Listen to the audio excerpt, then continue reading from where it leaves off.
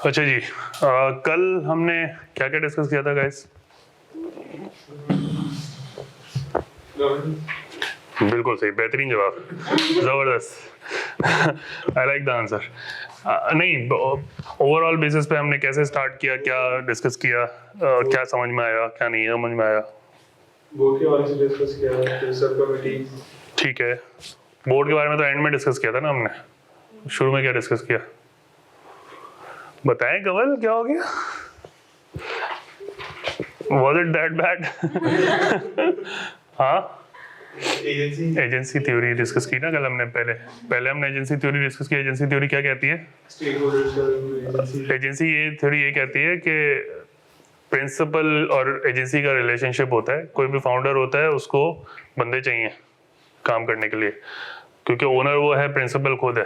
ठीक है, तो फाउंडर क्या करता है? फाउंडर हो गया, ओनर हो गया, शेयर होल्डर हो गया, कोई भी हो गया, वो हायर करता है एक एजेंट या बहुत सारे एजेंट्स। ठीक है, हायर एन एजेंट। ठीक है, एज प्रिंसिपल ही हायर्स एन एजेंट। वो एजेंट कौन है? वो बोर्ड ऑफ डायरेक्टर्स हैं, वो सीईओ है। ठीक है, वो एजेंट है to achieve his goal. Agreed? ख्वाब तो उसने देखा था, अचीव किसी और ने कराना है। ऐसे ही ना, एग्जीक्यूशन के लिए टीम चाहिए उसको। सो सीईओ, डायरेक्टर्स, मैनेजमेंट इंटायरली, ठीक है, एक्सेट्रा। मैनेजमेंट सीईओ ही हायर करता है, तो वो सब एजेंट हो गए एक तरह के, बट एजेंट्स ही हैं वो बेसिकली। ठीक है, now the agents want to achieve the goal. तो ये बेसिकली एजेंसी थ्योरी का पॉइंट है। अच्छा, इसमें आप सप्लायर्स को भी देख सकते हैं, आप पार्टनरशिप्स को भी देख सकते हैं। ठीक है, ये सारे लोग जो हैं वो एजेंट्स हैं एक तरह के। ठीक है, एग्रीड? स्टेक होल्डर हो गया ना। फिर हमने डिस्कस किया, ये बहुत बेसिक सी थ्योरी है, इसमें कोई बहुत रॉकेट साइंस नहीं है। ठीक है, बट इस थ्योरी का समझना जरूरी है कि कंपनी कैसे काम करती है। ठीक है, फिर हमने डिस्कस किया था कि किसी भी कंपनी में या किसी भी एरिया ऑफ कंसर्न में, या किसी भी इवन घर में स्टेक होल्डर्स होते हैं। हर बंदा एक स्टेक होल्डर है। ऐसे ही है, अब किसी का स्टेक ज्यादा है, किसी का स्टेक कम है, किसी का कोई स्टेक्स को मैनेज कर रहा है, कोई स्टेक को नहीं मैनेज कर रहा, यू नो। सो कंपनीज में भी स्टेक होल्डर्स हैं। स्टेक होल्डर्स की हमने फिर बहुत लंबा एक डिस्कशन किया था स्टेक होल्डर एनालिसिस पे। पहले हमने ये डिस्कस किया था कि किस तरह के स्टेक होल्डर्स हो सकते हैं, इंटरनल एंड एक्सटर्नल। ठीक है, फिर उसकी बहुत सारी डेफिनेशंस और भी थी, नैरो एंड वाइड। फिर हमने डिस्कस किया था recognise and recognise, illegitimate, legitimate stakeholders, right? इस तरह की बहुत सारी लिस्ट है। बस पता होने चाहिए ये लिस्ट है सिर्फ लव्स के लिए। हाँ, सिर्फ लव्स के लिए। The keywords you have to remember कि इस तरह के भी लोग होते हैं। ठीक है, स्टेक होल्डर एनालिसिस उसके बाद डिस्कस किया हमने। एग्रीड? स्टेक होल्डर एनालिसिस क्या था? हमने ये देखना है, देखो अगर किसी का स्टेक इतना ज्यादा नहीं है, मेरा एक रेस्टोरेंट है, हम एक रेस्टोरेंट की एग्जांपल लेके चले थे, ऐसा ही है। रेस्टोरेंट में सबसे कम स्टेक किसका होगा? वेटर का होगा। उसको क्या पड़ी है? हाँ, ना उसकी कोई पावर है फैसले लेने की, ना उसका कोई इंटरेस्ट है। कल रेस्टोरेंट बंद होता है, वो कहीं और तो नौकरी ढूंढने चला जाएगा, उसका तो लॉस नहीं हो रहा है इतना एक सैलरी के अलावा। ठीक है, तो स्टेक्स बहुत हाई नहीं है उसके। तो हमने दो एरियाज में स्टेक्स बहुत हाई नहीं है, चाहे वो स्टेक्स बनाता भी हो रेस्टोरेंट में, मसला नहीं है। ठीक है, लेकिन स्टेक्स बहुत हाई नहीं है। तो स्टेक्स क्यों नहीं हाई है? हमने ये सोचा कि यार स्टेक होता क्या है, ये कहाँ से निकलता है? Why would you say कि I have a lot of stake on my card, right? Weighted के हिसाब से देखा जाए तो उसके लिए काफी ज्यादा स्टेक है। मेरा स्टेक किसी भी चीज में तब ज्यादा होगा जब मेरा इंटरेस्ट उसमें ज्यादा होगा। एग्रीड? या मेरा इन्फ्लुएंस उस चीज पे ज्यादा होगा। Even if I am not interested, but it is connected with me, regardless, I'll be having a stake. मिसाल के तौर पे मैं अपने घर के बाहर कचरा उठा के फेंक देता हूँ, एग्जाम्पल। ठीक है, मेरा स्टेक है ना, मोहल्ले को क्या प्रॉब्लम है? गंदगी हो रही है, उनका भी स्टेक पड़ा हुआ है ना, इंटरेस्ट है ना उनका भी। लेकिन मोहल्ले वाले मुझे कुछ कह नहीं पाते, क्योंकि मैं थोड़ा सा सीना चौड़ा करके घूमता हूँ। ठीक है, वो कह नहीं पाते मुझे, कौन कहेगा आके? म्यूनिसिपल कॉर्पोरेशन आके कह सकती है, यूनियन आके कह सकती है, जो पावर वाले लोग होंगे उनसे ज़्यादा पावर नहीं होगा मेरे पास। या गवर्नमेंट आ गई, पुलिस को बुला लिया किसी मोहल्ले वाले ने फ़ोन करके, पुलिस आ गई, पुलिस का काम है ये मोहल्लेदारी के मामलात को निपटाना, just to ensure that law and order is there. कि अगर किसी का इंटरेस्ट ज़्यादा है भी और उसके पास पावर ज़्यादा नहीं है तो उस पर डोमिनेट हो जाएगा। डोमिनेट हो सकता है, बिल्कुल हो सकता है। बड़े इंटरेस्टिंग टॉपिक है, कल हमने बड़ा अच्छा टाइम लगाया है इस पे, ठीक है। I'll listen to that. हाँ, you should listen to that because आगे जाके ये सारी चीजें काम आएंगी, स्ट्रैटेजी में भी और इन चीजों में भी। मैं सिर्फ रिकैप इसलिए कर रहा हूँ क्योंकि मुझे जांबाजों के शक्ल से भी लग रहा है कि बहुत ज्यादा इन्होंने याद नहीं की चीजें, ठीक है। सो स्टेक होल्डर एनालिसिस हमने किया था। स्टेक होल्डर एनालिसिस इन्फ्लुएंस होता है ना स्टेक होल्डर एनालिसिस में, यहाँ पे इन्फ्लुएंस है। What is influence? Power and interest, ठीक है। पावर और इंटरेस्ट जितना ज्यादा आपका होगा किसी भी चीज में हो, आप उतने बड़े स्टेक होल्डर हो गए उस चीज के। बात समझ में आती है, ठीक है। एक सीईओ का कितना बड़ा स्टेक होल्डर है? सबसे बड़ा स्टेक होल्डर है सीईओ, ठीक है। अनलेस कि वो ओनर नहीं है, ठीक है। ओनर होगा तो फिर ज्यादा इंटरेस्ट भी होगा उसका, लेकिन इंटरेस्ट है फिर भी बहुत ज्यादा इंटरेस्ट होगा जब भी तो वो सीईओ है, वरना उसको हायर क्यों करेंगे हम, ठीक है। उसको हायर इसलिए किया क्योंकि उसका इंटरेस्ट डेवलप हुआ है कि मैं इस कंपनी को टर्न अराउंड करके दिखाऊंगा या इस कंपनी को आसमानों की बुलंदियों में पहुंचाऊंगा। और पावर तो ऑब्वियसली उसके पास है। पावर किसने डेलीगेट की है? ओनर ने डेलीगेट कर दिया ना, ओनर ने पावर, ठीक है। गॉट इट, ठीक है। फिर हमने एक मैट्रिक्स डिस्कस किया था, थोड़ा सा वो भी डिस्कस कर लेते हैं। पावर एंड इंटरेस्ट, ठीक है। यहाँ से जीरो स्टार्ट हो रहा है, एग्रीड। यहाँ इंटरेस्ट लो है, पावर भी लो है, ठीक है। पावर भी लो है, इंटरेस्ट भी लो है, नहीं है पावर, इसका मतलब है इंटरेस्ट भी नहीं है। तो हमें इस बंदे के साथ क्या करना पड़ेगा, और इसको हम रेस्टोरेंट की एग्जांपल लेके ही चलते हैं, जैसे कल लेके चले थे। क्या करेंगे? वेटर है ना यहाँ पे, कौन आएगा? रेस्टोरेंट के एग्जांपल लेते हैं, ठीक है। वापस आ जाएं, जहां भी हैं वापस आ जाएं जल्दी से, ठीक है। एक रेस्टोरेंट की एग्जांपल ली हमने, ठीक है। रेस्टोरेंट में किसके पास सबसे कम पावर है, किसके पास सबसे कम इंटरेस्ट है? अ वेटर।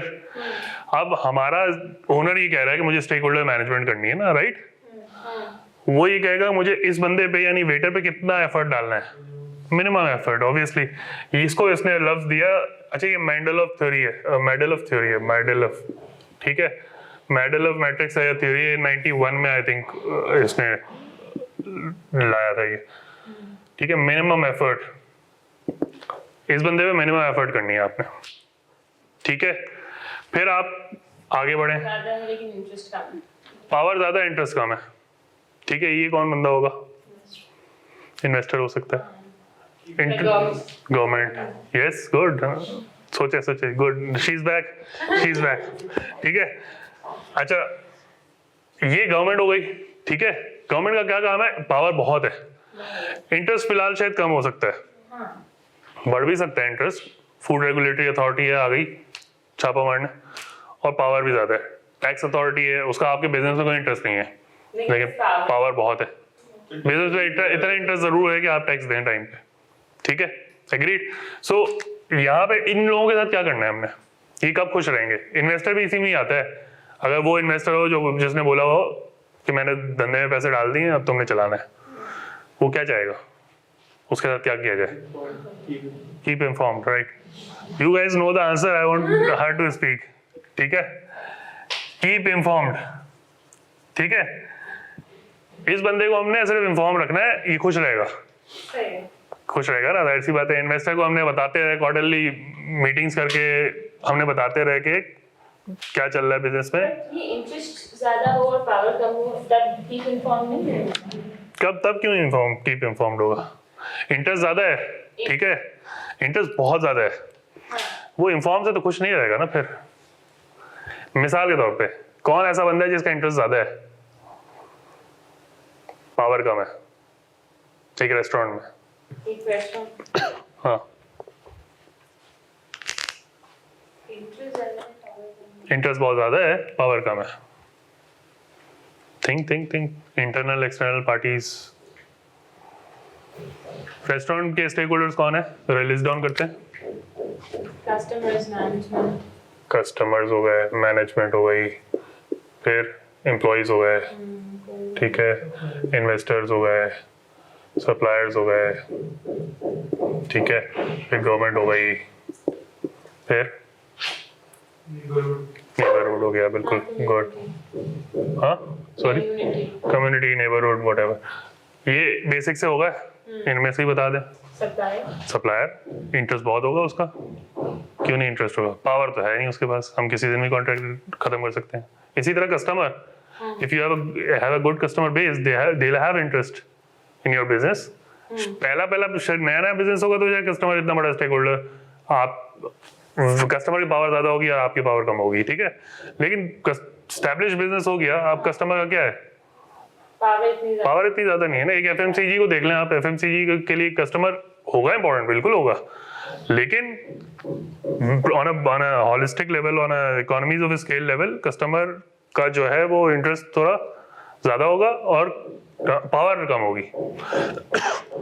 तो हमें तो गाइड नहीं करेगा ना वो कि हमें क्या पॉलिसी लेके आनी, किस तरह का ऐड चलाना है टीवी पे, ऐसा तो नहीं होगा। हाँ, उसके व्यूज और फीडबैक हमारे लिए बहुत इंपॉर्टेंट होंगे। एग्रीड। तो स्टेक होल्डर मैनेजमेंट कैसे होगी? हाँ, customer is the king, I agree, but customer is not always the king. You can make yourself a king maker, ठीक है, एज अ बिजनेस, ठीक है। हम उसको बताते हैं ना, यार तुम बहुत अच्छे लग रहे हो इस कपड़े में, जब भी वो आइडियाज खरीदता है, ज़ेना मार्केट्स नहीं लेता, ऐसे ही है, ठीक है। तो कस्टमर या सप्लायर, इस तरह के दो लोग आएंगे। अब इनके साथ क्या करना चाहिए हमें? खुश रखना चाहिए ना इनको, ऐसे ही है, फील, हाँ, make them feel valued, to keep satisfied, right. These people will be kept satisfied. Now come the people who are the main people. Power भी बहुत है, इंटरेस्ट भी बहुत है। सीईओ हो गया, खुद ओनर्स हो गए, फाउंडर्स हो गए, उनका इंटरेस्ट भी ज्यादा है और पावर भी ज्यादा है। एग्रीड। क्या शेफ से इतने ज्यादा एम्प्लॉयर है ना, एम्प्लॉई है ना वो, तो पावर तो इतनी नहीं है। खाना खराब कर दिया तो फायर हो जाएगा, दूसरा आ जाएगा, रिप्लेस हो जाएगा। देखो एक अगर सिर्फ एक का खाना खराब किया, वो बहुत अच्छा शेफ है जो बहुत सालों से है, then he'll have the power. Obviously he'll have the power. For example, companies में की एम्प्लॉइज होते हैं, की पर्सनल्स होते हैं। सीईओ कौन है? की पर्सनल है ना। इसी तरह हेड ऑफ डिपार्टमेंट्स की पर्सनल है ना। इसको बंद करवाऊं? करवाऊं? एक मिनट,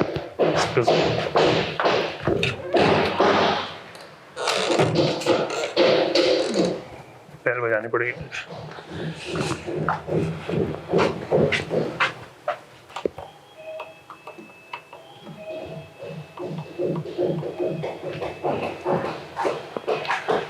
ठीक है, ये हो गए कि अच्छा, किसी भी कंपनी में कुछ होते हैं की पर्सनल, कमल हंस रही है यार, रिदम टूट गया लड़के का, ठीक है। कुछ की पर्सनल होते हैं, ठीक है। अब वो की पर्सनल ऐसे लोग होते हैं जो अगर छोड़ के चले जाएं तो कंपनी का नुकसान हो सकता है, ठीक है। नुकसान से मुराद है कि बहुत सारी सीक्रेट्स होते हैं, उसके बाद बहुत सारे अंडरस्टैंडिंग्स होती हैं जो उसको वो कहीं भी बाहर लेके जा सकता है। तो कंपनीज क्या करती हैं? एक रिटेंशन प्लान चलाती हैं। आगे पढ़ेंगे हम रिटेंशन प्लान क्या होता है। रिटेंशन प्लान क्या होता है या सक्सेशन प्लान क्या होता है? रिटेंशन प्लान ये होता है, इसको प्लान ये होता है ना कि आप आपकी जॉब खत्म हो गया, रिटायर्ड हो गए, तो आपकी जगह कोई आ सकता है, whoever you want. For example, you are working in a company for me, ठीक है। अब मुझे पता है कि आपका काम बहुत अच्छा है, लेकिन आपकी जगह आप किसी दिन भी चलेगी तो बिजनेस को नुकसान हो सकता है, मुझे ये पता है, ठीक है। रिटेंशन हो सकती है ना, मतलब एक तो मैंने आपको शेयर्स दिए हैं कंपनी के, या मैंने आपको बोनसेस ऐसे दिए हुए हैं, तनख्वाह ऐसी रखी हुई है आपकी कि आप कहीं और मिल ही नहीं सकती आपको ऐसी तनख्वाह। यही होता है ऐसे लोगों के साथ, ठीक है। या शेयर्स दे दिए जाते हैं 4 साल की वेस्टिंग पे, जैसे हमारे साथ होता है। मेरी कंपनी में यही होता है, मेरे पास शेयर्स हैं जो 4 साल में वेस्ट होंगे, ठीक है। अब मुझे वेट करना पड़ेगा ना कि वो 4 साल में मेरे पास पूरी तरह से वेस्ट हो, तो मेरे पास एक अच्छी वेल्थ है। तो कंपनी क्या करेगी कि वो 4 साल पे डिस्ट्रीब्यूट कर देगी आपके लॉन्ग टर्म बेनिफिट को, शॉर्ट टर्म बेनिफिट तो आपका कैश है ही, राइट। ऐसे ही है। तो ये काम करती हैं कंपनीज रिटेन करने के लिए। लेकिन फिर भी अगर मैं चला गया, या मेरे जैसा कोई बंदा चला गया, मुझसे सीनियर बंदा कोई चला गया, तो उसकी रिप्लेसमेंट होनी चाहिए ना उनके पास। तो वो मुझे क्या बोलेंगे, अपनी रिप्लेसमेंट क्रिएट करो as a leader. So I mentor my juniors into becoming me so that I go more up और ऊपर जाने के लिए, ठीक है। अच्छा लीडर यही काम करता है, जो बुरा लीडर होता है वो यही काम नहीं करता, ठीक है। मुझे ज़्यादा डिस्ट्रैक्शन हो रही है, ऐसे ही क्या मैं इसको फ़ोन कर लेता हूँ, क्योंकि वीडियो रिकॉर्डिंग में ये पीछे आवाज़ आएगी, ऐसे ही।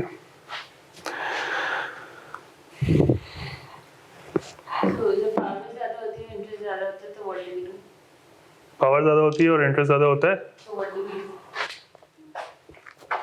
they are the main players, so the word used here is key players, ठीक है। और इनसे पंगा नहीं लेते आप, बस ये मसला है, ठीक है। अब नेक्स्ट टॉपिक हमने जो समझा, मैं दोबारा रिवाइज कर रहा हूँ जस्ट टू इंश्योर कि ये बात बैठ है, ये टॉपिक बहुत इंपॉर्टेंट है, ठीक है। एंड ऑब्वियसली सुमैया को भी आसानी होगी समझने में, तो यहाँ से हम आगे बढ़ सकते हैं, ठीक है। आगे एक टॉपिक और पढ़ा था हमने इसमें, वो था कि स्टेक होल्डर कॉन्फ्लिक्ट कैसे रिजॉल्व करना है, ठीक है। कॉन्फ्लिक्ट आ सकते हैं ना इनमें से किसी के साथ भी। अच्छा, एक डब्बे से दूसरे डब्बे में जा सकता है कोई भी? जा सकता है, एग्रीड, जा सकता है। कोई भी शेफ अभी नया नया हायर हुआ है, आगे जाके वो बहुत इंपॉर्टेंट हो गया मेरे लिए, वो उसका डब्बा चेंज हो गया, पहले पावर, हाँ एग्जैक्टली, ऐसे ही है, ठीक है। तो डब्बे चेंज हो सकते हैं, कोई भी की प्ले। यार ये आवाजें बंद कराओ भाई, वीडियो में भी आएंगी ये आवाजें और बहुत डिस्ट्रैक्शन हो रही है। पानी अभी का बहुत शुक्रिया, ठीक है। अच्छा, चार तरीके हमने सीखे थे स्टेक होल्डर कॉन्फ्लिक्ट्स में, ठीक है। एक था, नीचे देख के नहीं बताया ना Kamal, negotiation. Negotiation is a way to manage these stakeholders, ठीक है। बहुत आसान तरीका है नेगोशिएशन का, आसान नहीं, सबसे मुश्किल काम दुनिया का नेगोशिएशन है, ठीक है। हमने कल एग्जांपल यूज की थी पाकिस्तान में टेररिज्म पे, तालिबान एक्सेट्रा। तालिबान के साथ हमने नेगोशिएट भी किया है, तालिबान पे हमने दूसरे तरीके भी यूज किए हैं, एग्रीड। नेगोशिएशन किसके साथ होगी इनमें से? की प्लेयर्स किया ना हमने, की प्लेयर्स कहा है, उनके साथ नेगोशिएशन ही वाहिद हल है, क्योंकि वो हैं की प्लेयर्स। मेरा ओनर है, मैं सीईओ हूँ फॉर एग्जांपल, ठीक है, और मुझे उसको मनाना है। ओनर ने बोला कि नहीं यार, कराची में ब्रांच नहीं खोलेंगे, लाहौर में ही खोलेंगे, कुछ भी हो जाए, ठीक है। You have to negotiate this decision with him. You have to persuade him. Persuade him because he is the owner, he has the money, he has the authority to make decisions, regardless कि मैं CEO, ठीक है। Ford गाड़ी का नाम सुना है ना, फोर्ड ब्रांड का। फोर्ड का एक CEO था बहुत पुराना, हेनरी फोर्ड के जमाने में, ठीक है। आईए कोका नाम था उसका, ठीक है। He was of the view कि हमें ना छोटी गाड़ियां बनानी चाहिए। फोर्ड उस जमाने में बड़ी बड़ी गाड़ियां बनाता था, जिस तरह पुराने जमाने में बड़ी बड़ी गाड़ियां होती हैं, ठीक है, जो आधा रोड घेर लेती हैं, ठीक है। बट उसका व्यू ये था कि आने वाला जमाना छोटी गाड़ियों का होगा, आप छोटी गाड़ियां बनाएं। And Henry Ford was too big to counter actually. तो हेनरी फोर्ड ने मना कर दिया। हेनरी फोर्ड ने बोला क्या बकवास कर रहे हो, कोई जरूरत नहीं है, ठीक है। And he had to resign because he was in conflict with the founder of the company, right? Henry Ford continued to build big cars, and that person who was very well known as a good salesperson, as a good CEO, had to come down in a garage with his wife, ठीक है। मतलब इतना बड़ा office था, वो कहता है अपनी बायोग्राफी में कि मेरा ऑफिस इतना बड़ा था, मेरे रिश्तेदार आते थे और मुझे किंग समझते थे, इतना बड़ा ऑफिस था उसका, राइट। बट वो जमीन पे आ गया, ठीक है। उसके बाद उसको कोई और कंपनी फिलहाल हायर नहीं कर रही थी, बिकॉज हेनरी फोर्ड फायर्ड है, ठीक है। उसके बाद क्रेसलर एक और कंपनी है गाड़ियों की, ठीक है। वो उस वक्त बहुत छोटा सेटअप था, ठीक है। But they hired him and they gave him a very small office. वहां से उस बंदे ने मेहनत की और छोटी गाड़ियां लेके आ गया, ठीक है। ये वाकया मुझे सिर्फ इसलिए याद आया क्योंकि नेगोशिएशन विद द फाउंडर और एक्सेट्रा। तो ये बुक पढ़ें, आईए कोका की बड़ी अच्छी बायोग्राफी है। It tells you how to stay calm when you don't succeed in a lot of things and come down. इतना डाउन हो गया था वो कि बिल्कुल ही he used to worry about his family as well. So this is basically negotiation with key players is very difficult basically. ठीक है, की प्लेयर्स से नेगोशिएशन बहुत मुश्किल होती है और आसान नहीं होती है. जैसे for example if you take Pakistan political situation right now, who is the main stakeholder? Key players कौन है? Key player establishment is the key player, right? Establishment is the key player, judiciary is the key player. If you don't keep them happy, they'll ruin your life. Yes. Agreed, simple सी बात है ना, because की players के साथ आप हमेशा negotiate करते हो, की प्लेयर्स के साथ आप पंगा नहीं लेते हो. They're happy to be opening the court at 12. Because they are the key players, right? Now, अगला स्टेप क्या था? फुलफिलमेंट. अब मेरा रेस्टोरेंट था जिसका अभी तक हम चर्चा कर रहे हैं, उधर वेटर्स एग्जाम्पल दे रहा हूँ, खोल लेंगे बाद में. रेस्टोरेंट के वेटर्स ने एक दिन एहतजाज कर दिया because I was rude with them for example. ठीक है, उन्होंने एहतजाज किया, उन्होंने एक यूनियन बनाई, हाँ ट्रेड यूनियन टाइप बनाई, वेटर्स की यूनियन बनाई एंड दे स्टॉप्ड वर्किंग.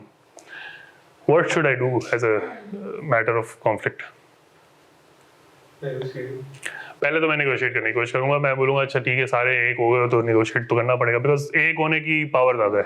ठीक है, पावर बढ़ गई और इंटरेस्ट अभी भी कम है लेकिन पावर बढ़ गई है. ठीक है, बट हमें पावर उसकी वापस लेके आनी है. कलेक्टिव बार्गेनिंग को हमें टैकल करना है. हाँ, पहले नेगोशिएट करने की कोशिश करेंगे. नेगोशिएशन से बात नहीं बनेगी तो क्या करेंगे? फुलफिलमेंट क्या होती है? मतलब जो भी विल प्रोवाइड, या तो हम उनकी बात मान लें, या तो हम उनकी बात मान लें ना, सिंपल सी बात है. एक फुलफिलमेंट का तरीका ये भी है. दूसरा क्या तरीका है? डिवाइड एंड रूल कर सकते हैं. हमने 2 बंदों को बुलाया और उनको बोला देखो तुम काफी अर्से से काम कर रहे हो, तुम्हारी मैं 15% बढ़ा देता हूँ तनख्वाह, बाकियों की 5% बढ़ाऊंगा. ठीक है, तुम सारा बाकियों को मना लो, क्योंकि वो थोड़े लीडर टाइप के थे. यूनियंस में यही होता है. तो डिवाइड किया, मैंने रूल कर लिया, वापस पावर गेन हो गई ना. मुझे पावर भी तो गेन करनी है ना. आज मैंने मान ली उनकी बात तो फिर दोबारा आएंगे. ठीक है, तो यही मसला यही होता है. तालिबान के साथ क्या मसला है? हमने बात मान ली तो फिर वो दोबारा चढ़ाई करेंगे. ठीक है, नेगोशिएशन में यही गेम होता है, सारा यही गेम है. नेगोशिएशन, गेम थ्योरी, ये सारे टॉपिक्स जो है ना बड़े इंटरेस्टिंग टॉपिक्स हैं. Read about them, you'll have a great understanding of what the world is all about. Henry Kissinger को पढ़ें. Henry Kissinger, former president of United States, he is known as one of the finest negotiator in the world till date. ठीक है, one of the finest negotiators. तो उसकी book पढ़ें, read about how he negotiates. Knowledge के लिए मतलब you'll get a good knowledge down the line. Henry Kissinger, KISSINGER. ठीक है, read about him. I would recommend. ठीक है. अच्छा, तीसरा तरीका क्या पढ़ा था हमने? Use of power. वेटर्स नहीं माने तो क्या करेंगे? पावर यूज करेंगे अपनी, फायर कर देंगे सारों को. 2-3 दिन बिजनेस नहीं चलेगा ना. दूसरे वेटर्स तो हायर हो सकते हैं, क्योंकि वेटर्स को हायर करने की रिप्लेसमेंट कॉस्ट ज्यादा नहीं है. ठीक है, मेरा सीईओ अगर रिजाइन कर जाएगा तो उसकी रिप्लेसमेंट कॉस्ट एक मसला है. 2-3 महीने लग जाएंगे मुझे उसको हायर करने में. इसलिए की पोजीशंस पे जो नोटिस पीरियड भी दिया जाता है ना, वो 3 महीने का दिया जाता है, 1 महीने का नहीं दिया जाता. ठीक है, वजह उसकी यही है क्योंकि उनको रिप्लेस करना आसान नहीं होता. ठीक है, और जैसे तालिबान की हमने जिक्र किया, यूज ऑफ पावर भी यूज किया ना हमने. As a matter of fact, जब नहीं मानते तो पावर यूज कर लो, सिंपल. चौथा तरीका क्या पढ़ा था हमने? हाँ, इन्वॉल्वमेंट. एग्जैक्टली, उनको साथ में लगा दें अपने, आ जाओ साथ में काम करते हैं. ठीक है, लेकिन ये वो लोग होंगे जो की प्लेयर्स होंगे. ठीक है, अब किसी का भी डब्बा है ना, वो डब्बे से बाहर जाता है ना तो उसको वापस डब्बे में लाना पड़ता है. ठीक है, पॉइंट सिंपल सही है, आसान और अच्छे लफ्जों में. कोई भी अपना डब्बा छोड़ के बाहर, हाँ, कान पकड़ के वापस लेके आओ उसको अपने डब्बे में. बात समझ में आ गई? कल तक की डिस्कशन दोबारा रिकैप कर ली हमने 15-20 मिनट में. अच्छा, कल हमने बोर्ड को भी डिस्कस किया था. बोर्ड ऑफ डायरेक्टर्स कंपनी के होते हैं. ठीक है, मुख्तलिफ किस्म की कंपनीज होती हैं. पब्लिक सेक्टर कंपनीज होती हैं, प्राइवेट सेक्टर कंपनीज होती हैं. पब्लिक सेक्टर में गवर्नमेंट ओन कंपनीज होती हैं, प्राइवेट सेक्टर में पब्लिक लिस्टेड भी हो सकती है और प्राइवेट कंपनी भी हो सकती है. अब प्राइवेट कंपनी का क्या गेम है? प्राइवेट कंपनी को कितना गवर्नेंस चाहिए होगा? लो गवर्नेंस चाहिए होगा, उसको ये इंश्योर करना होगा कंट्रोल्स मौजूद हैं, हर चीज सही से हो रही है, etcetera right. Public listed company में क्योंकि पब्लिक इंटरेस्ट शामिल है तो उसकी गवर्नेंस जो है वो रेगुलेटेड होगी, ठीक है। इसलिए कोड ऑफ कॉर्पोरेट गवर्नेंस पढ़ा है, कोड ऑफ कॉर्पोरेट गवर्नेंस आप लोगों ने F1 में पढ़ा था, बिल्कुल याद आ गया होगा आपको, यहाँ सारे सब्जेक्ट याद कराऊंगा मैं आपको, ठीक है। कोड ऑफ कॉर्पोरेट गवर्नेंस 2016 का code of corporate governance, code of corporate governance हर मुल्क का ना डिफरेंट है, बिकॉज हर मुल्क की SEC अलग है। यूके का पढ़ा होगा प्रोबेबली आप लोगों ने, ठीक है, यूके का पढ़ा होगा ना प्रोबेबली, पाकिस्तान को तो नहीं पढ़ा होगा जाहिर है, ठीक है। और यूके का ही छापते हैं हम, टेंशन नहीं है उसमें, इतना फर्क नहीं होगा, ठीक, ज्यादा डिफरेंस नहीं होगा, हाँ थोड़ा बहुत है लेकिन बहुत नहीं अच्छी इंप्लीमेंटेशन है, ऐसा भी नहीं है। इंप्लीमेंटेशन है, लिस्टेड कंपनीज की इंप्लीमेंटेशन है, ऑडिटर्स उसको वेट करते हैं, ऑडिटेड रिपोर्ट इशू करते हैं, हमने की है रिपोर्ट पास में इशू। आप लोग एनुअल रिपोर्ट खोलेंगे किसी भी लिस्टेड कंपनी की, there should be a corporate governance report issued by the auditors, right. So होनी चाहिए। हाँ, ये आप कह सकते हैं कि यार उसमें कुछ इश्यूज हो सकते हैं, कुछ कंपनीज तो ऑडिटेड रिपोर्ट ही नहीं इशू करती, जो जिनको फिर डिफॉल्टर सेगमेंट में डाल देता है स्टॉक एक्सचेंज और इस तरह के मसले होते हैं, लेकिन ज्यादातर कंपनीज करती हैं ये काम, ठीक है। So code of corporate governance का मकसद क्या है? एलिमेंट्स कुछ डिस्कस किए थे हमने कल, कौन से? फेयरनेस, ट्रांसपेरेंसी, इंटीग्रिटी, इंडिपेंडेंस, ठीक है। ये सारे एलिमेंट्स इंश्योर करती है अच्छी गवर्नेंस, ठीक है, कि मामला फेयर है, ठीक है, फेयरनेस, ट्रांसपेरेंसी, इंडिपेंडेंस और इंटेग्रिटी, ठीक है। बहुत सारी बुक्स में या नोट्स में आपको और भी लफ्ज मिलेंगे। Accountability is also there. Accountability क्यों बोल रहे हैं भाई? अकाउंटेबिलिटी, ठीक है, कहीं अकाउंटेबिलिटी लिखा होगा, कहीं रिस्पॉन्सिबिलिटी लिखा होगा, एक ही बात है, ठीक है, मोरलेस एक ही बात है, ठीक है। इन सब का मकसद क्या है? इन सब का मकसद ये काम जितना भी हो रहा हो फेयर तरीके से हो रहा हो, ट्रांसपेरेंट हो रहा हो, सबकी नजरों में आ रहा हो। ट्रांसपेरेंसी का मतलब कल कमल ने बोला था, बिल्कुल सही। Disclosures, what is disclosure? Disclosure is all about transparency, creating transparency. हर एक का डिसीजन आपकी फाइनेंशियल स्टेटमेंट्स को देख के ट्रांसपेरेंट होना चाहिए, इक्वल होना चाहिए, राइट। इंडिपेंडेंस क्या होती है? इंडिपेंडेंस ये कि कंपनी में जो भी फैसले लिए जाए वो इंडिपेंडेंट तरीके से लिए जाए, बायस ना हो, चाहे वो बोर्ड ले रहा हो, चाहे वो CEO ले रहा हो, चाहे वो एक एम्प्लॉय क्यों ना ले रहा हो, ठीक है। मुझे अगर गुस्सा आता है रोज अपने बॉसेस पे, तो मेरा काम ये नहीं है कि मैं अपना गुस्सा कंपनी पे निकालूं, मेरा काम ये है कि मैं अपना गुस्सा बॉस पे ही निकालूं, ठीक है। ठीक है, सो या मैं उससे बात करूं, नेगोशिएट करूं, राइट, नेगोशिएट करूं ना, मैं बात जाके करूं। यूज ऑफ पावर तो कर नहीं सकता मैं उस पर, ठीक है, मैं लड़के बुलाऊंगा कल, ऐसा नहीं हो सकता, ठीक है। ठीक है, ऐसा कहीं नहीं हो सकता, but you have to negotiate, you have to deal in a very better way, ठीक है। अपने से ऊपर वाली पावर को कभी भी अटैक नहीं करते। 48 लॉज ऑफ पावर पढ़ी है किसी ने? रॉबर्ट ग्रीन ने लिखी है, it's a very very good book. मैंने 48 दफा पढ़ी होगी वो, ठीक है, इतना पढ़ा मैंने उसको, ठीक है। And that book tells you how to deal with people in power and what is power dynamics. Very interesting book. ये सारा गेम समझ में आ जाएगा। Even what politicians do, that you will be able to understand. Why are they playing this trick, why are they playing that trick, ठीक है। So read books, you'll have a greater view of the world, ठीक है। फिर ये subject बहुत आसान हो जाते हैं, ठीक है। Anyhow, back to the topic. Integrity, तो obviously integrity means honesty. हर चीज ट्रू एंड फेयर व्यू के हिसाब से होनी चाहिए। अकाउंटेबिलिटी मीन्स हर बंदा जिसको जो जॉब दी गई है उसकी अकाउंटेबिलिटी का मैकेनिज्म होना चाहिए, प्रोसेसेस होने चाहिए उसकी अकाउंटेबिलिटी के लिए या उसकी रिस्पॉन्सिबिलिटी असाइन करने के लिए। यहाँ तक बात समझ में आती है? मैं दोबारा इसलिए रिपीट कर रहा हूँ कि यही टॉपिक्स हैं सारे इंपॉर्टेंट, ठीक है, बाकी छोटे छोटे टॉपिक्स हैं, ठीक है। और ये बैठ जाएंगी ना आपके दिमागों में, तो फिर हमें प्रैक्टिस करना आसान रहेगी। प्रैक्टिस ही असल क्लासेस हैं, ये तो हम थ्योरी समझ रहे हैं, ठीक है, असल क्लासेस ही प्रैक्टिस की हैं। लेकिन प्रैक्टिस में फिर यही होगा कि हम बोलेंगे अच्छा बताओ क्या थ्योरी है, कौन सा वर्ड हमें बता रहा है, क्या इधर मसला आ रहा है। जैसे हमने लीडरशिप में कुछ वर्ड्स को पकड़ा, ठीक है। So this is how it will be. फिर हमने बोर्ड की कॉम्पोजिशन पढ़ी, बोर्ड कमिटीज के बारे में पढ़ा, ठीक है। बोर्ड की कमिटीज किस किस तरह की पढ़ी हमने? ऑडिट कमेटी, फिर remuneration committee, yes, nomination remuneration एक ही उसमें आती है। तो नॉमिनेशन कमेटी, ये सारी लिस्टेड कंपनीज में कमिटीज बनती हैं ज्यादातर। प्राइवेट कंपनीज पे लायबिलिटी नहीं है कि इस तरह की कोई कमिटीज बने, राइट? फिर ऑडिट कमेटी हो गई। हेड ऑफ ऑडिट किसको रिपोर्ट करता है? ऑडिट कमेटी को रिपोर्ट करता है, लेकिन वो मैनेजमेंट का पार्ट होता है, ठीक है। And he reports administratively to the CEO, directly to the audit committee, ठीक है। एडमिनिस्ट्रेटिवली का मतलब है डे टू डे टास्क के लिए, ठीक है। फिर हमने कुछ ड्यूटीज एंड रिस्पॉन्सिबिलिटीज डिस्कस की थी बोर्ड की, ठीक है। बोर्ड में हाँ, एक कॉम्पोजिशन हमें क्या डिस्कस की थी? नॉन एग्जीक्यूटिव डायरेक्टर्स होते हैं, इंडिपेंडेंट डायरेक्टर्स होते हैं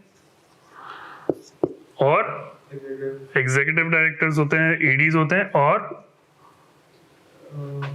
और बोर्ड को डाइवर्स करने के लिए एक डाइवर्सिटी का कॉन्सेप्ट होता है, ठीक है।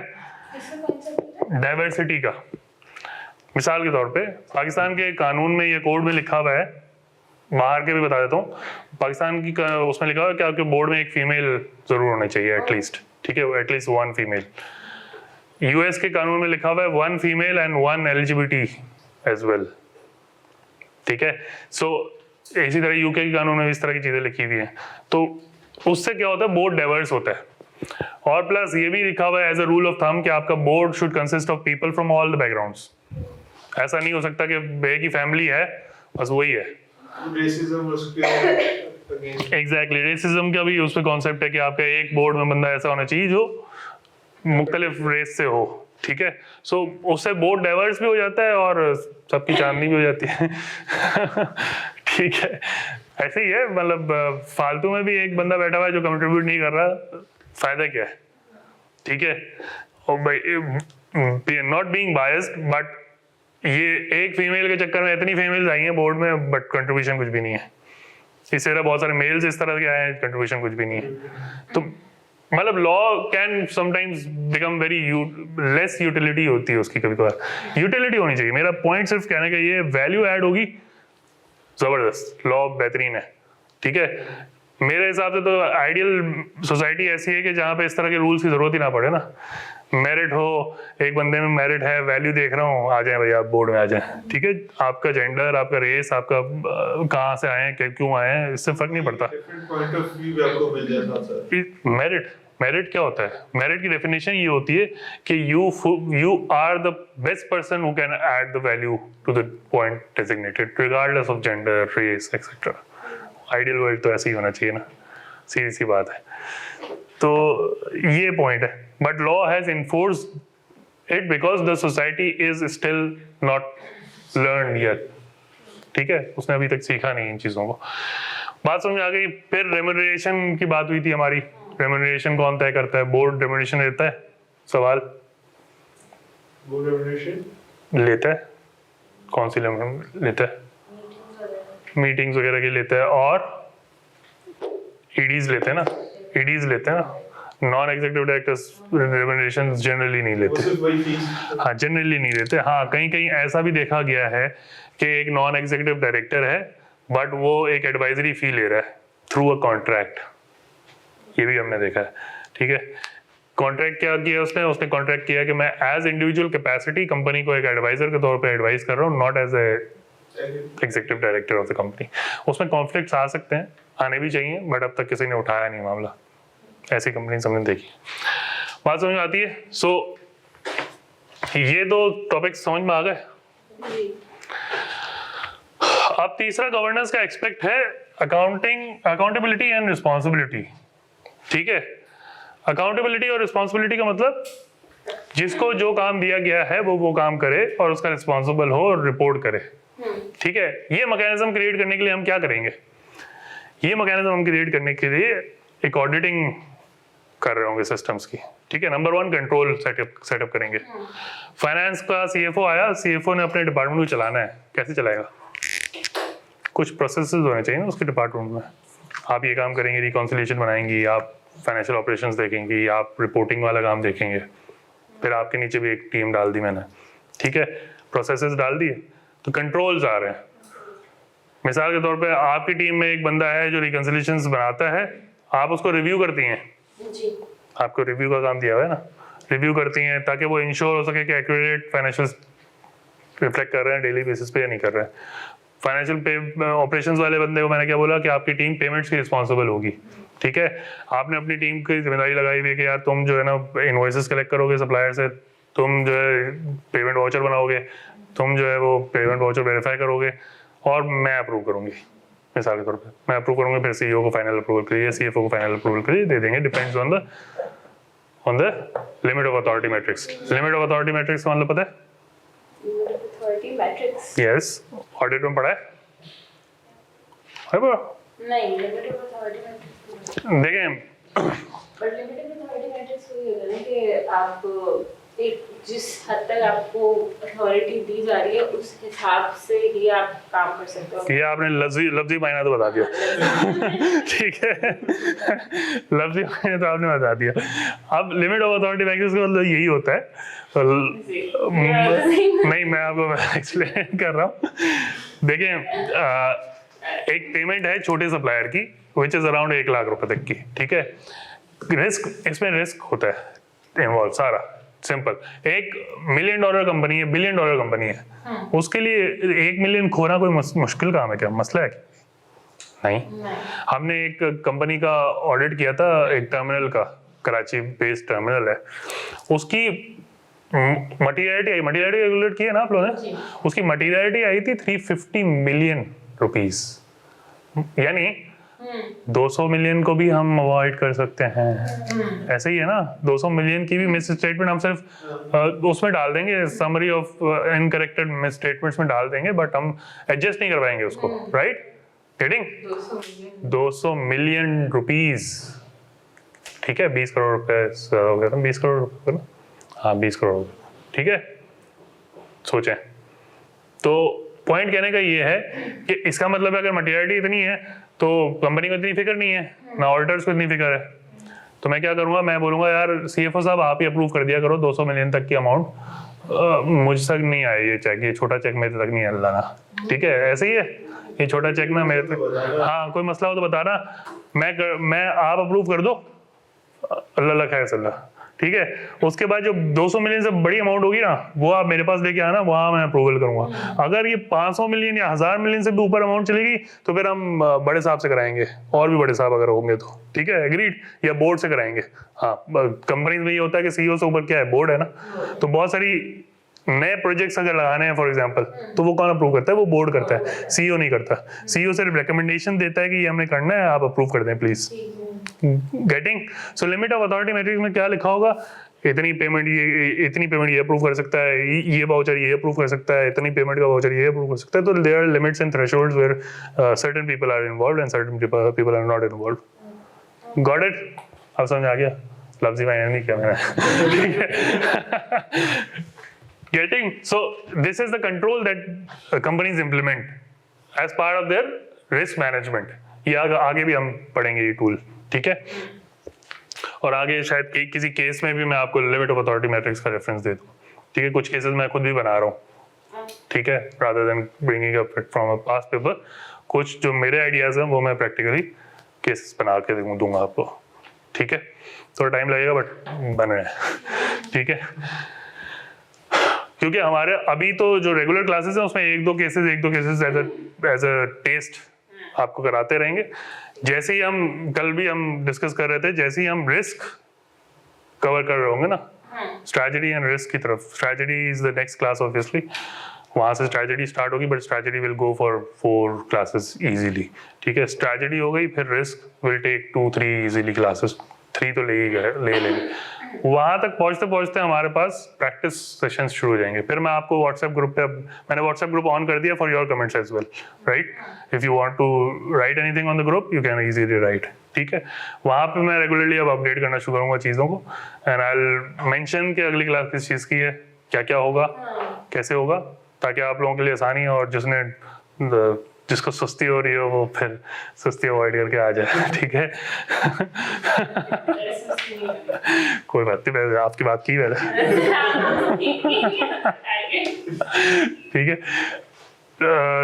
तो पॉइंट ये कि जब प्रैक्टिस क्लास होगी specifically I want you guys here, और फॉर एग्जांपल जिस दिन लैपटॉप मैं प्रेफर करूंगा आप लैपटॉप ले आना, अगर नहीं ला सकते तो मुझे बता देना कि मैं नहीं ला सकती, ग्रुप पे I will arrange the lab for you guys, ठीक है? क्योंकि मैं चाहता हूँ कि you start typing as well, because फायदा नहीं है वरना बहुत सारे बच्चे टाइप करते हुए स्लो होंगे, घबराएंगे, सिमुलेशन नहीं होगी अर्ली तो प्रॉब्लम होगी। साथ वाले से आवाज आ रही है टक टक टक टक टक टक, आती है क्या आवाज?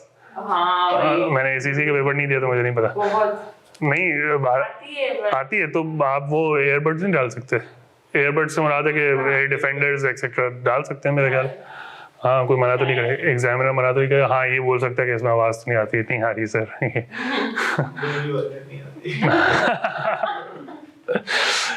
पॉइंट सिंपल से ये है कि क्योंकि ये डिस्ट्रैक्शंस है ना सारी, these distractions should not be there in an exam situation.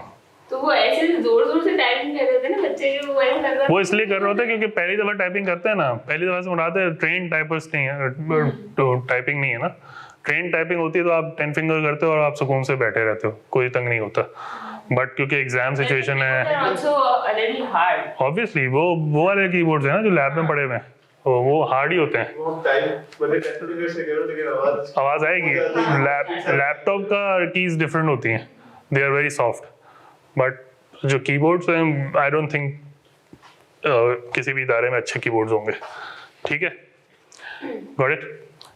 अब हम रिस्क एंड कंट्रोल की बात कर रहे थे। कल हमने एक चीज डिस्कस की, लाइन ऑफ डिफेंसेस की, तो एग्रीड क्या थी? First line of defence road management, restaurant के हिसाब से आपको चलो फर्स्ट लाइन ऑफ डिफेंस कौन होता है? मैनेजमेंट होती है ना। जो मैनेजमेंट होती है उसका काम क्या है? किसी भी रिस्क के अगेंस्ट या किसी भी मसले के against first line of defence होगी, ठीक है? ये कुछ इस तरह से बनता है, ट्रायंगल की तरह भी बनता है, और भी तरीके हैं बहुत सारे बनाने के।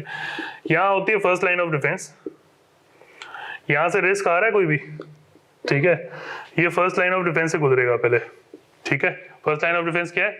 आप एक रिकंसिलिएशन बनाती हैं as part of the process. CFO है, CFO is the first line of defence, ठीक है? उसका काम है कंपनी के फाइनेंशियल रिसोर्सेज का सेफगार्ड करना, ठीक है?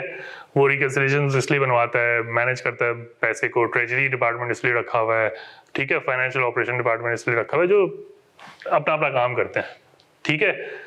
अब आ गई second line of defence. Second line of defence कौन है? सीईओ नहीं है ना, सीईओ तो फर्स्ट लाइन ऑफ डिफेंस ही है ना। भूल गए तुम कल की class? Operational staff, head of audit, audit department है ना, with in the management, with in the management audit department है ना। बॉयज एंड गर्ल्स थोड़ा सा वेकअप करें, ठीक है? मैं अच्छी अच्छी बातें नहीं करता, मैं पढ़ाता भी हूँ। ठीक है? तो head of audit will be the relevant person who is within the management dealing with all these things. Third line of defence कौन होगा? ये तो कल तुम लोगों ने बताया था यार।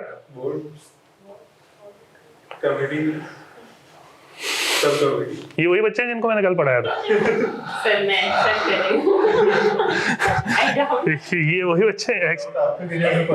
एक्सटर्नल ऑडिटर्स कल हमने डिस्कस किया था दोस्त, ठीक है? एक्सटर्नल ऑडिटर्स रखे हैं ना, इसलिए रखे हैं क्योंकि ये लिखा नहीं असल में कंवल ने, इसलिए याद नहीं है। ठीक है? External auditors third line of defence होते हैं, ठीक है? कोई भी चीज फर्स्ट लाइन ऑफ डिफेंस इतना अच्छा होना चाहिए कि वो उसको ऊपर जाने की जरूरत ना पड़े। हेड ऑफ ऑडिट की रिपोर्ट खाली होती है ना तो बोर्ड हैरान होता है, ठीक है? खाली से मुराद है कि कोई अच्छी ऑब्जर्वेशन या बड़ी ऑब्जर्वेशन ना हो, तो बोर्ड हैरान भी होता है और परेशान भी होता है और खुश भी होता है।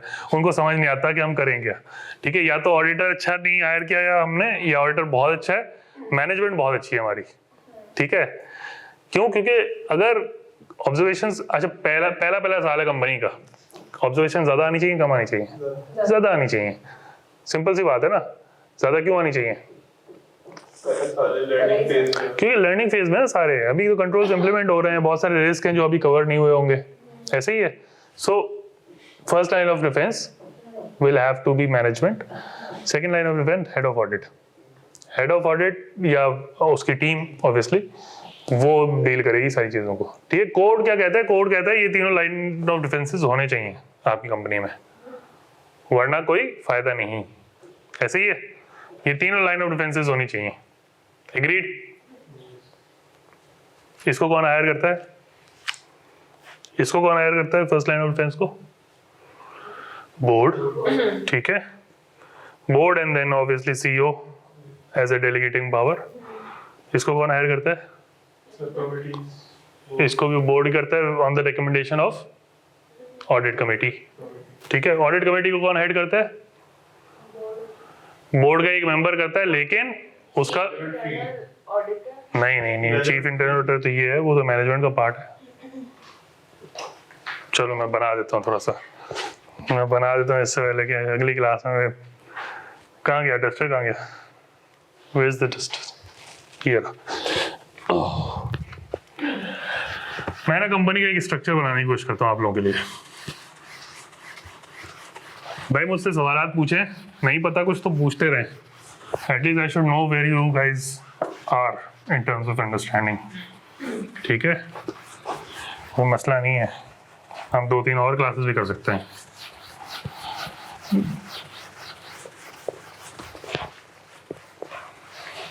मैं चाहता हूँ जैसे ही आप क्वेश्चन पढ़े ना, आपके सामने कंपनी की पिक्चर आ जानी चाहिए इमेजिनेशन में कि करती क्या है, कैसे चलती होगी, क्यों चलती होगी।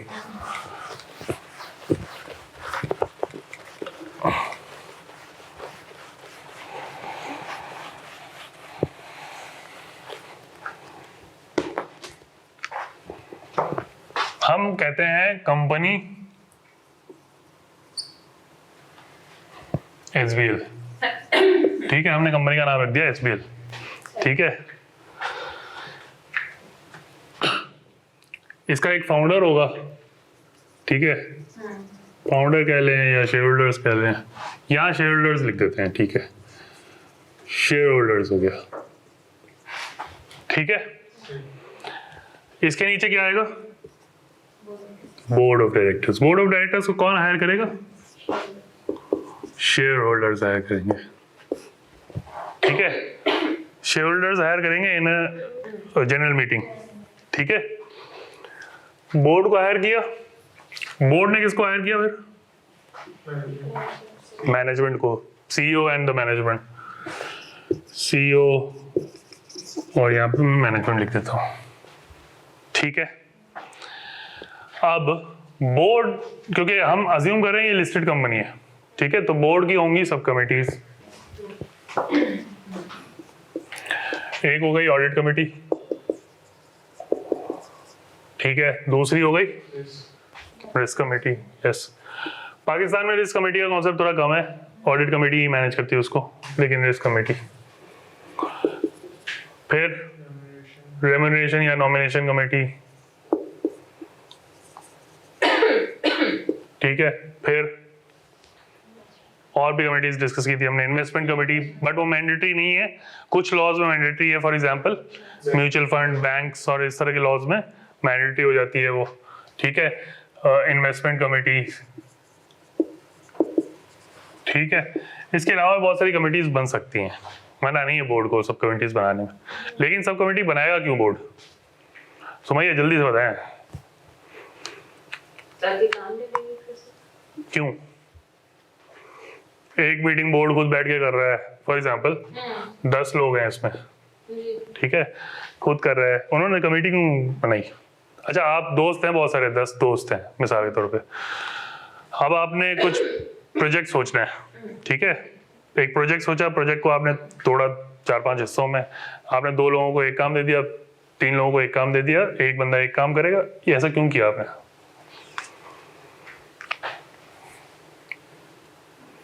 ताकि उस काम में ज़्यादा दिक्कत नहीं से परफॉर्म, मतलब ज़्यादा कैसे? अच्छा आउटपुट आ। ठीक है, ये इवैल्यूएट कैसे किया आपने कि ये बंदा ही है जो ये काम करेगा? मिसाल के तौर पे आपने कमल को एक काम दे दिया, इसका जो एरिया ऑफ एक्सपर्टीज, हाँ अब आ गई ना अब स्वाद ठीक है। ऑडिट कमेटी में कौन से मेंबर्स होंगे? जो उस फील्ड के एक्सपर्ट्स होंगे, ठीक है। लॉ ये कहता है कि, और इसका जो चेयर है ना स्पेशली, वो इंडिपेंडेंट भी होना चाहिए और उसका फाइनेंशियल बैकग्राउंड भी होना चाहिए, फाइनेंस का बैकग्राउंड भी होना चाहिए, इंडिपेंडेंट भी होना चाहिए। क्यों? बायस ना आए उसका, ठीक है, उसका बायस्ड ओपिनियन आ जाएगा तो ऑटोमेटिकली बोर्ड को एक गलत डायरेक्शन मिल रही होगी, ठीक है। तो इसको इंडिपेंडेंट भी होना चाहिए और फाइनेंस की बैकग्राउंड की नॉलेज भी होनी चाहिए, ठीक है। इसी तरह हर कमेटी को जो लोग चेयर करेंगे या लीड करेंगे या उसके मेंबर्स होंगे, they should have a background, at least the chair of that committee should have a background of what is happening around risk, around nomination, remuneration, around investment committees. Investment में मैंने बैठा दिया एक आर्किटेक्ट बंदा, क्या करेगा वो आर्किटेक्ट में? वो मतलब इस कमेटी में, इन्वेस्टमेंट कमेटी में कुछ भी नहीं करेगा, क्या वैल्यू ऐड करेगा? नथिंग, ठीक है। सो बोर्ड की कमेटीज बन गई। अब बोर्ड ने एक बंदा हायर करना है जिसका नाम है हेड ऑफ ऑडिट। है वो मैनेजमेंट का पार्ट, हेड ऑफ ऑडिट कहते हैं, चीफ इंटरनल ऑडिटर कहते हैं, एक ही बात होती है, ठीक है। इसको CIA भी लिख देते हैं, चले, ठीक है। ये बंदा हायर होगा, बोर्ड करेगा हायर, लेकिन रिकमेंडेशन किसकी आ रही होगी? ऑडिट कमेटी की। ऑडिट कमेटी की रिकमेंडेशन आ रही होगी और ये इसको हायर कर देंगे। तो this person will be reporting directly to the chair of audit committee and administratively report to the CEO of the company। मैं भी तो उस टाइम यही कह रही थी क्या कहेंगे कि जो इसका चेयर होगा ऑडिट कमेटी का और जो चीफ इंटरनल ऑडिटर होगा, they are going to be two different persons, right? You did say that. Okay, fine enough. Marks मिल गया आपको, ठीक है। रीचेक किया टीचर ने और मार्क्स दे दिए, ठीक है। तो हाँ ठीक है, ये दो अलग लोग होंगे, ऐसा नहीं कि head of audit will be part of the audit committee, that is not what I said. If you got it wrong और आई गॉट इट रॉन्ग, ठीक है। तो ये बंदा अलग होगा, ये मैनेजमेंट का पार्ट होगा, ठीक है। सीईओ को एडमिनिस्ट्रेटिवली रिपोर्ट करेगा और ऑडिट कमेटी को डायरेक्टली रिपोर्ट करेगा कि सीईओ सही काम कर रहा है या नहीं कर रहा, सीईओ या उसकी टीम सही काम कर रही है या नहीं कर रही। एग्रीड? यहाँ तक बात समझ में आती है। अब इस सीईओ के नीचे बाकी टीम होगी ऑब्वियसली। यहाँ पे हेड ऑफ ऑडिट हो सकता है, हेड ऑफ ऑडिट बोल रहा हूँ, CFO होगा और हेड ऑफ HR होगा, CFO होगा, फिर सेल्स का हेड होगा, सॉरी CTO हो सकता है अगर टेक कंपनी है, और COO होगा बिल्कुल, और फिर अगर टेक कंपनी है अगेन तो CXO भी हो सकता है, चीफ स्ट्रेटजी ऑफिसर भी होता है, हेड ऑफ स्ट्रेटजी भी हो सकता है, राइट? चीफ एक्सपीरियंस ऑफिसर, ठीक है। चीफ आर्किटेक्ट भी होता है कंपनीज में। चीफ हेड ऑफ HR को काफी कंपनी चीफ पीपल ऑफिसर भी बोलती हैं, ठीक है। हेड ऑफ पीपल भी बोलते हैं, जैसे हमारी कंपनी हेड ऑफ पीपल बोलते हैं। हाँ डिपेंड ऑन इंडस्ट्री। हाँ डिपेंड, आजकल पीपल का लफ्ज बहुत अच्छा माना जाता है, हेड ऑफ HR बहुत बोरिंग हो गया है, ठीक है। तो के electric uses people, my company uses people, people team यही करते रहते हैं सर, ठीक है। HR कोई नहीं बोलता, HR देसी लफ्ज लगता है, ठीक है। So there can be lots of people under the CEO, advisers भी हो सकते हैं, इधर बहुत लोग हो सकते हैं। इनके नीचे पूरी टीम्स होंगी obviously, those who will be responsible for executing the companies objectives. बात समझ में आ गई? ओवरऑल कॉन्टेक्स्ट समझ में आ गया? सॉरी, ठीक है। अब ये लोग जिम्मेदार हैं कि जो काम करें उस पर कंट्रोल भी फिक्स करें, ठीक है। अब ये जब जिम्मेदार हैं कि ये पूरी फर्स्ट लाइन ऑफ डिफेंस है,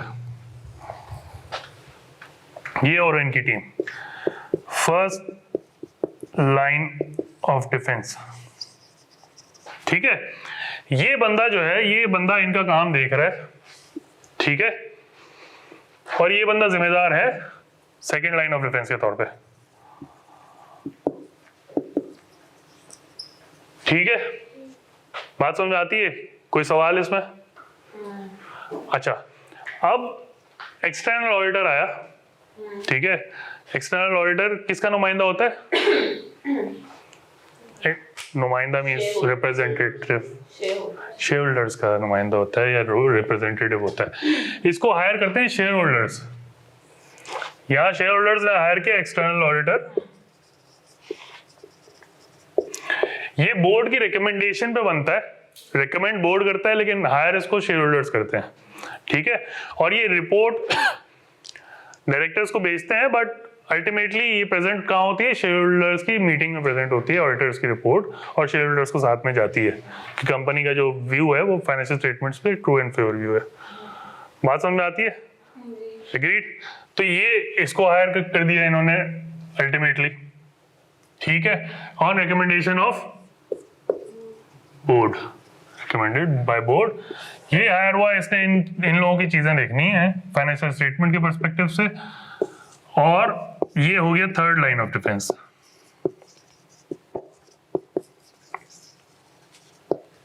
बात समझ में आई? फिलॉसफी समझ में आई इसके पीछे की?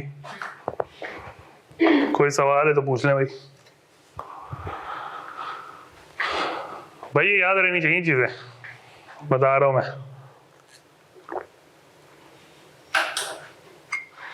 बहुत आसान चीजें हैं, इतनी मुश्किल चीजें नहीं है,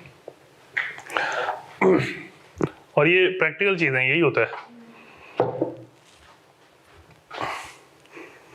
बाकी सब्जेक्ट तो इसका पार्ट है जो आप पढ़ रहे हैं या तो इसका पार्ट है या इस बंदे का पार्ट है, ठीक है। ये रोल पढ़ रहे हैं बाकी में तो आप, ठीक है। गोल्स एंड ऑब्जेक्टिव अचीव करने के लिए सीएफओ का काम है कि वो सही फाइनेंशियल रिसोर्सेज को एक्टिवेट करे कंपनी के लिए, ठीक है। बाकी लोगों के भी तो काम है ना, वो भी तो समझना ना हमने। ये पेपर उसके बारे में एसेंशियल क्यों रखा है ये पेपर आईसीसीए ने, सवाल ये बनता है ना, एसेंशियल लगने का कोई रीजन तो है ना, थोड़ी बाकी नॉलेज भी तो हो। वो बोला भाई कंपनी में जाओगे तुम सब फाइनेंस करते रहोगे लीडर कैसे बनोगे फिर? उसको आपको लीडर बनाना है, वो चाहता है फाइनेंस से भी लीडर्स निकले, इसलिए वो आपको लीडरशिप पढ़ा रहा है। और ये नहीं, वो तो फिर आप एमबीए हो जाता है ना, ये एससीसीए नहीं होता ना फिर ये एमबीए हो जाता है कोर्स। मतलब एटलीस्ट दो होता है। बेसिक्स देने का मकसद शायद इधर है इस कोर्स का, मेरे ख्याल में, कि आपको बेसिक्स पता हो। बाकी आपको आगे पढ़ना है तो आप एमबीए कर सकते हैं, बिल्कुल। ये सब्जेक्ट सारे एमबीए के हैं। जब ये एमबीए ज़्यादा होशियार होते हैं dealing with a lot of things. आपने तो दोनों किया है। हाँ, आपने तो दोनों किया। मैं एमबीए नहीं किया, एमएस इकोनॉमिक्स किया, because I wanted to do PhD in economics down the line from abroad obviously। तो वो प्लान अभी भी है obviously PhD तो आप कभी भी कर सकते हैं ना, it can be done any time in life। तो आगे करेंगे, बट मैं बहुत सारी चीज़ें और भी करता रहता हूँ, तो I get a little time to do such stuff। But मुझे जितना एक्सपीरियंस स्टार्टअप में जाके मिला ना, अपने स्टार्टअप खड़ा करने में, वो एक्सपीरियंस मुझे कहीं और नहीं मिला था। ये बैकग्राउंड मैं आपसे शेयर करूँगा, ऑफलाइन करूँगा तो ज़्यादा अच्छा रहेगा कैमरा, हाँ रिकॉर्डिंग चल रही है। So I have been into a lot of, हाँ sure, I have been into a lot of stuff recently after my qualification.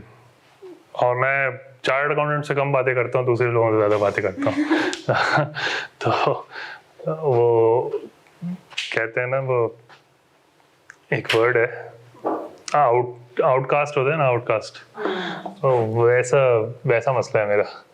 तो ये तो उड़ते उड़ते मैं आ गया एसबीएल पढ़ाने लेकिन ऑफर भी सब्जेक्ट ऐसा हुआ था जो मेरे दिल के ज़्यादा करीब है, तो इसलिए SBL is something I wanted to teach always. जब भी I am liking what I am teaching, ये रीज़न है। कुछ नया करेगा। नहीं ट्राई करना नहीं है भाई ट्राई करने, this is not trial and error obviously। I always wanted to teach। नहीं, I always wanted to teach, but teaching is something you should do when you like the subject, right? ऐसा नहीं हो सकता कि आप सिर्फ I'm not earning as yet anything from here obviously, ठीक है, but an earning is secondary। When it comes to my original job that I do, I earn a decent income there। ज़रूरत नहीं है इतनी, ठीक है। I always say कि कुछ करना चाहिए अलग से तो पैशन और लॉन्ग टर्म पर्सपेक्टिव से करना चाहिए कि क्यों आप कर रहे हो, कैसे कर रहे हो। I always want to develop people मेरा अगर मिजाज भी समझाओ आप लोगों ने पिछली क्लासेस में, तो I am a sort of person who can easily discuss a lot of life issues with people, right? So मेरा पर्सपेक्टिव ऐसा रहता है, mentorship, understanding how life governs, works. So पढ़ाई हो जाती है यार, पढ़ाई इतना बड़ा कॉन्टेक्स्ट नहीं है. When you will grow up ना, you will understand कि यार ये तो क्या कुछ भी नहीं है. Life gives you a lot of challenges ahead. मतलब बहुत challenges हैं लाइफ में, पर्सनल भी और प्रोफेशनल भी. और तो ये सिर्फ बुकिश चीजों से आप वो चैलेंजेस को ऑब्वियसली टैकल नहीं कर सकते.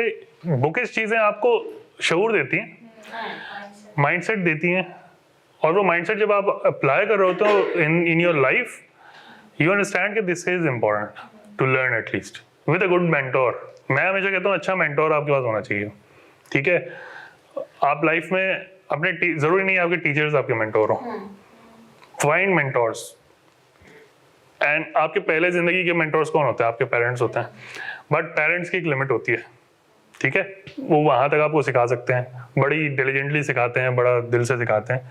बट एक लेवल आता है जब उनका लिमिट खत्म हो जाती है नॉलेज की, then you have to find other mentors to understand other parts of the life that they may not have be able to convey you. It depends कि किसका पेरेंट कहाँ तक कितना तक लिमिट रखता है, या आप लोग ज़्यादा असेस कर सकते हो, मैं तो नहीं कर सकता, या हम एक दूसरे के मेंटोर्स के बारे में असेसमेंट नहीं कर सकते. बट आपने ये तय करना है कि किस लाइफ के एरिया में कहाँ पे कौन सा मेंटोर आपके साथ जुड़ना चाहिए. और कभी भी कोई अच्छा मेंटोर आपको फौरन नहीं बोलेगा हाँ मैं मेंटोरशिप के लिए तैयार हूँ तुम्हारी. कभी भी नहीं बोलेगा. बोलेगा क्यों, मुझसे क्यों, why do you find me as a good mentor for you. And mentorship is a long term relationship, it's not a short term relation. You don't go हाँ आपने किसी के साथ बैठ के कुछ बातें समझी हैं तो वो आपका उस्ताद तो बन ही जाता है ऑब्वियसली, बट वो एक टेम्पररी लर्निंग के तौर पे होता है. आपने उससे लर्न किया, आप उसकी इज्जत करें, खत्म बात, अल्लाह लगा. But some people come in your life and teach you things that stay with you forever, and then you keep on remembering those things. ये बात यही होता है. तो कोई भी मेंटोर आपको, हम मेंटोरशिप पे थोड़ा लंबा चल रहे हैं, लेकिन कोई भी मेंटोर आपको अगर सीधी राह दिखा दे ना, वो सही है बंदा. सीधी राह क्या होती है? सीधी राह ये होती है, सीधी राह वो नहीं होती जो जन्नत लेके जाए, वो तो अलग कॉन्सेप्ट है. ठीक है, सीधी राह से मुराद है कि you have to be conscious and mindful about your life. क्या आपने करना क्या है, आपको पाथ डिटरमाइन करने में आसानी हो, जो पाथ आप डिटरमाइन करना चाहते हैं अपने बारे में. ठीक है, कोई भी पाथ हो, चाहे प्रेसिडेंट बनना है, प्राइम मिनिस्टर बनना है. फॉर एग्जांपल किसी को अगर प्राइम मिनिस्टर बनना है ऑफ द कंट्री, कैसे बनेंगे बताएं? प्राइम मिनिस्टर बनना है तो कैसे बनेगा? हाँ कैसे बनेंगे, सवाल है. आपको प्राइम मिनिस्टर बनना है कंट्री का? नहीं बनना. नहीं, मैं एग्जांपल दे रहा हूँ. अगर किसी को, चलो कोई और चीज उठा लो, सीईओ बनना है किसी कंपनी का, लेट्स अज्यूम. ये तो बनना है. ठीक है चलो ठीक, सीईओ बनना है किसी कंपनी का, कैसे बनेंगे? नहीं, किसी एक कंपनी का तो सीईओ नहीं, ऐसा तो नहीं मैं सोच सकता कि मुझे पेप्सी का ही सीईओ बनना है. फिर तो ये बहुत नैरो गोल हो गया. गोल है, हो सकता है. चलो इंडस्ट्री भी कर सकते हो, बट डिपेंड्स. हाँ वर्किंग करोगे, ठीक है, लेकिन कैसे वर्किंग क्या होती है? You develop certain skills in yourself. Okay fine enough. और academically भी आप इतने competent होने चाहिए. ठीक है, इसके अलावा experience. ओके. आपको 3 चीजें चाहिए लाइफ में एक अच्छे सक्सेसफुल करियर के लिए. एक तो कॉम्पिटेंस. अच्छा 4 चीजें चाहिए मेरे हिसाब से. Competence. कमिटमेंट कह लें, हाँ चले कमिटमेंट कह लें उसको, कमिटमेंट कह लें. मैं कमिटमेंट को ना करेज कहता हूँ. ये बहुत कम लोगों का होता है. ठीक है, बहुत लोग हार मान जाते हैं. This is the most important thing, courage. Bravery has undeniable results. ठीक है, अनडिनाइबल रिजल्ट्स. ठीक है, कॉम्पिटेंस, कमिटमेंट या courage, then comes experience. Obviously experience with right people. ठीक है, इसको अगर मैं स्पेसिफिक करूं, ठीक है, एक्सपीरियंस कैन बी बैड और good as well, but if you experience life with good people और the right people, not good और बैड। अगर फॉर एग्जाम्पल मुझे बिल्कुल शातिर आदमी बनना है जिंदगी में, मतलब ऐसा बनना है कि मुझे कोई बेट्रे ना कर पाए और ऐसा बनना है, तो I will be choosing people who are very shrewd, उनसे श्रूडनेस सीखनी है, ठीक है, चाहे वो गुड हो या बैड हो, मुझे फर्क नहीं पड़ता, ठीक है। तो right people. The fourth thing is network. ये मेरे हिसाब से जितना अभी तक मैंने सीखा है लाइफ में, हो सकता है मेरे अलावा कोई और बंदा आपको इससे ज़्यादा बेहतर चीज़ें सिखा सके, बट मेरे हिसाब से ये 4 चीज़ें जो आपके लाइफ में होनी चाहिए to have a good career and become a better person, better version of yourself, ठीक है। ये चीज़ें हैं बस, और कुछ नहीं है। करेज, और साथ में आप ये कह सकते हो कि you have to be committed to solve problems of other people. जिंदगी में वही लोग कामयाब हुए हैं जिन्होंने दूसरों के प्रॉब्लम सॉल्व किए, अपने नहीं, अपने खुद ही हो जाते हैं, ठीक है। दूसरों के प्रॉब्लम सॉल्व करने के लिए आपको थोड़ी कॉन्फिडेंस चाहिए, थोड़ा माइंडसेट चाहिए, थोड़ा करेज चाहिए, सही है, ठीक है भाई। मोटिवेशनल स्पीकिंग खत्म हो गई, ठीक है, आगे बढ़े। इसको मिटा दो।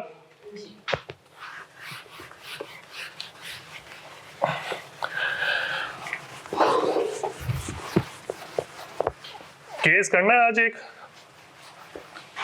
प्रिंट दे दूं मैं इसको, हसन को सॉरी, एक केस कर लेते हैं ताकि हमें जो है ऑलमोस्ट डन। छोटे मोटे टॉपिक्स हैं जो मैं अभी डिस्कशन में ही निकाल दूंगा, and then we'll be done with the governance topic.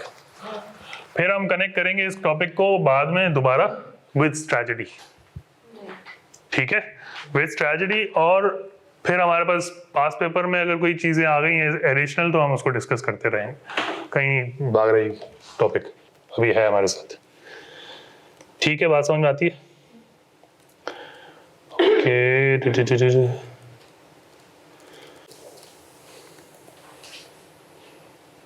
Governance, ठीक है।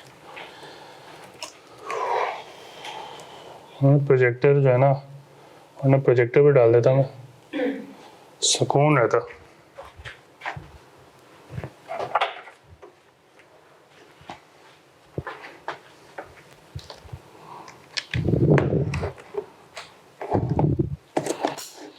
आप तीनों SBR भी ले रहे हो साथ में?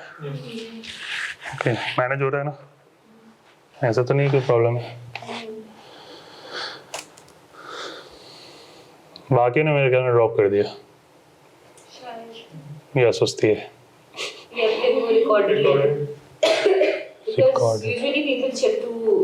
Online, okay, interesting.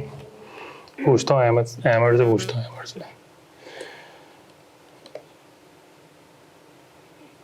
मेरे हिसाब से तो physical class is better whatsoever. हाँ, Definitely there is no replacement for physical classes. I think physical class should be a better choice rather than going with the, उससे आपका एक फ़ायदा और भी होता है, ये हमें देर से शायद रियलाइज़ होता है कि घर पे बैठ के ना, हम अभी यंग है ना असल में, तो हमें बहुत देर से हेल्थ इश्यूज आ सकते हैं और दूसरी चीज़ें हो सकती हैं, बट माइंड साइंसेस कहती है कि 5 सेंसेस हैं आपके, ठीक है, वो तो हमें बचपन से पता है, ठीक है, बट माइंड साइंसेस ये कहती है कि 5 सेंसेस अगर किसी चीज़ में जुड़ जाए ना एक साथ, specially the three ones, visual, kinesthetic is feeling and auditory,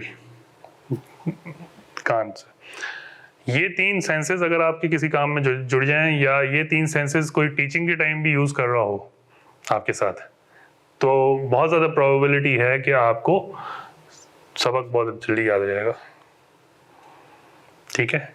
so in online scene probably visual तो है, ऑडिटरी भी शायद है, किनेस्थेटिक नहीं है, ठीक है, और हमारी माशरे में ज़्यादातर लोग किनेस्थेटिक ही होते हैं।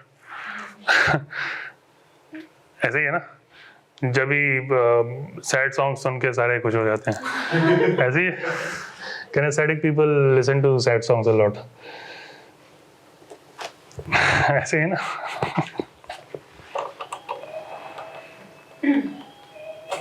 अच्छा, we all are in one of the categories, kinesthetic, visual या auditory generally. और ऐसा नहीं है कि हमारे दूसरे सेंसेस काम नहीं करते, एक सेंस थोड़ा सा ज़्यादा डोमिनेंट होता है, समझ रहे हैं? जैसे मैंने बोला किनेस्थेटिक सैड सॉन्ग्स बहुत सुनते हैं, ऐसा नहीं होता खैर, लेकिन किनेस्थेटिक्स आर जनरली काम एंड क्या बोलते हैं उसको, डेल डोल वाले लोग होते हैं, थोड़े सुस्त भी होते हैं. विजुअल लोग जो होते हैं ना वो सीईओस टाइप के होते हैं, दे सी लॉन्ग विजन्स. ऑडिटरी लोग कम होते हैं वैसे, और कम भी होते हैं, और वो ज़्यादा आवाज़ों से, और उनकी आवाज़ भी भारी होती हैं. जैसे ज़ियामुद्दीन को सुना है किसी ने?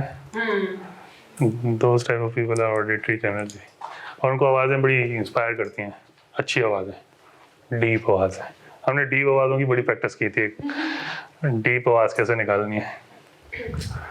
तो हमारे टीचर बोलते थे, मैं बताया ना आप लोगों को, हिप्नोसिस और ये सब थोड़ा सा सीखा था हमने माइंड साइंसेस में, तो वो अक्सर मुझे बोलते थे तुम्हारी आवाज़ ना टिपिकल हिप्नोटिस्ट वाली है, सुला दो बंदे को. तो मैंने सर क्या करें, अब अंदर से निकलती है. अच्छा, एक काम करते हैं, let's do one thing, let me dictate the case. पूरा बड़ा केस नहीं, छोटा सा केस है, ठीक है, एंड देन डिस्कस इट. फिर जो लॉन्ग केस है वो तब तक प्रिंट करा के ले आएगा. ऐसे ही, Fred is a certified accountant.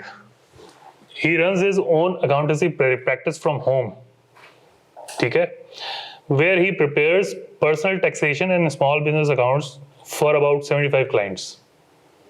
Agreed. Fred believes that he provides a good service and his clients generally seem happy with the work Fred provides. Okay? At work, Fred tends to give priority to his business friends that he plays golf with.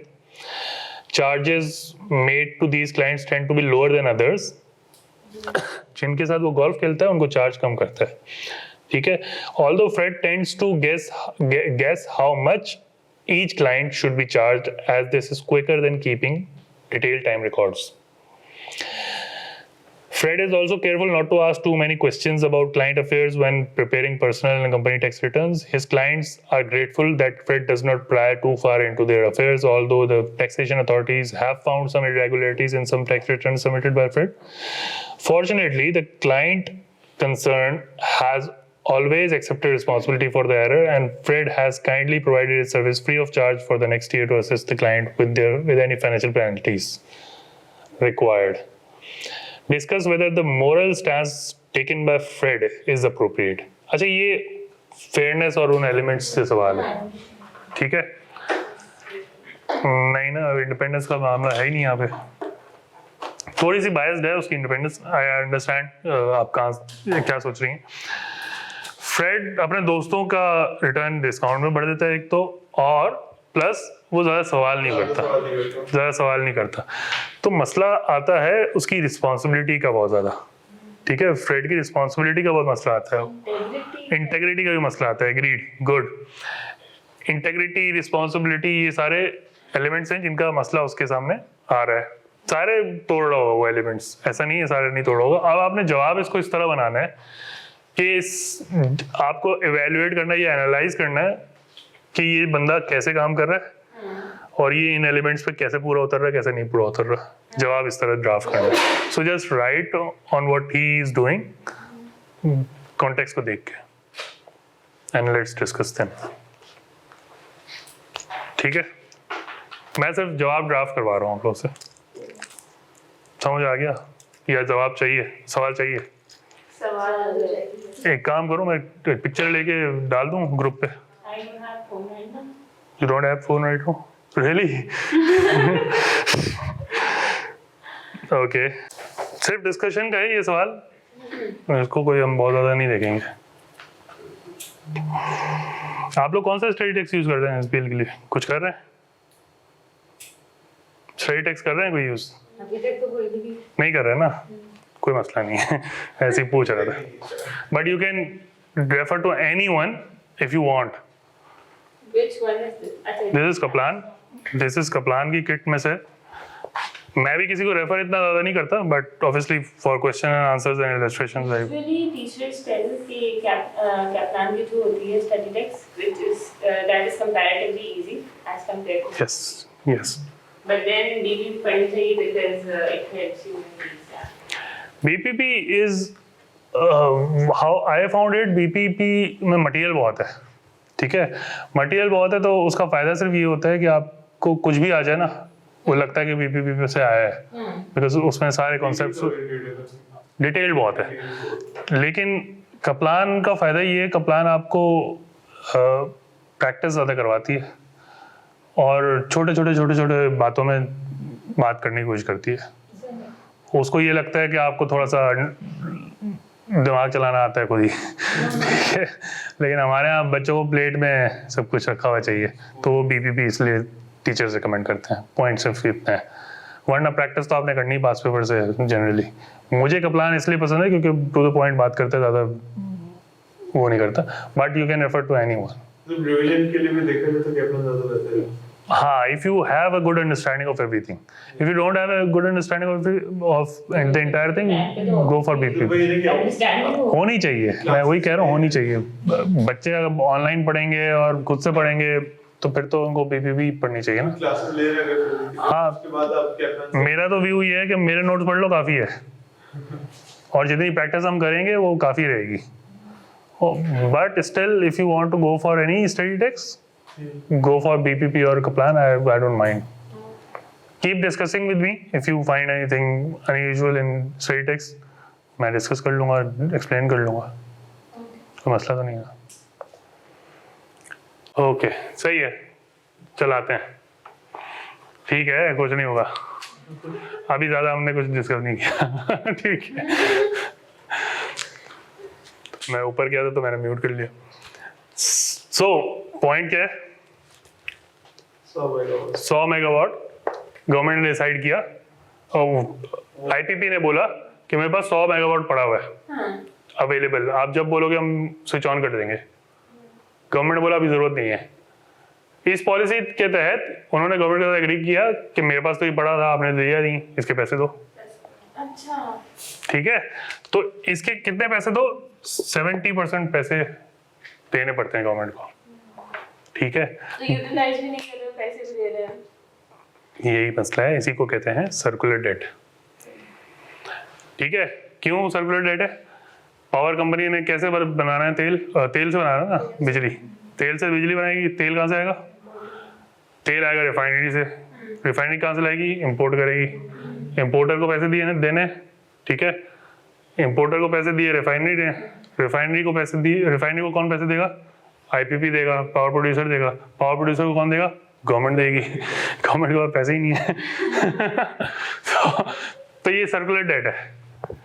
तो इसकी वजह से date बढ़ते जा रहा है. Date बढ़ते जा रहा है. ये कंपनीज डेट बहुत ज़्यादा कैरी कर रही हैं अपने साथ. बात समझ में आ रही है? बताने का सिर्फ मकसद ये था कि थोड़ी अंडरस्टैंडिंग के लिए, बट ये भी एक पब्लिक प्राइवेट पार्टनरशिप थी. कुछ गवर्नमेंट ने इन्वेस्ट किया था, कुछ बलूचिस्तान गवर्नमेंट का शेयर है इसमें. आपको मैं कुछ गवर्नमेंट बलूचिस्तान का शेयर है. क्यों? क्योंकि लसबेला में है ये प्लांट. ठीक है, लसबेला में प्लांट है. कुछ उसका शेयर है, कुछ मेन IPP का शेयर है, ऑब्वियसली कुछ बैंकिंग का सेक्टर का शेयर है. तो इस तरह की कंपनियां चलती हैं. ठीक है, फिर IPGDL एक कंपनी है इंटरनेशनल, जर्मनी की, उसने लगाया था ये प्लांट.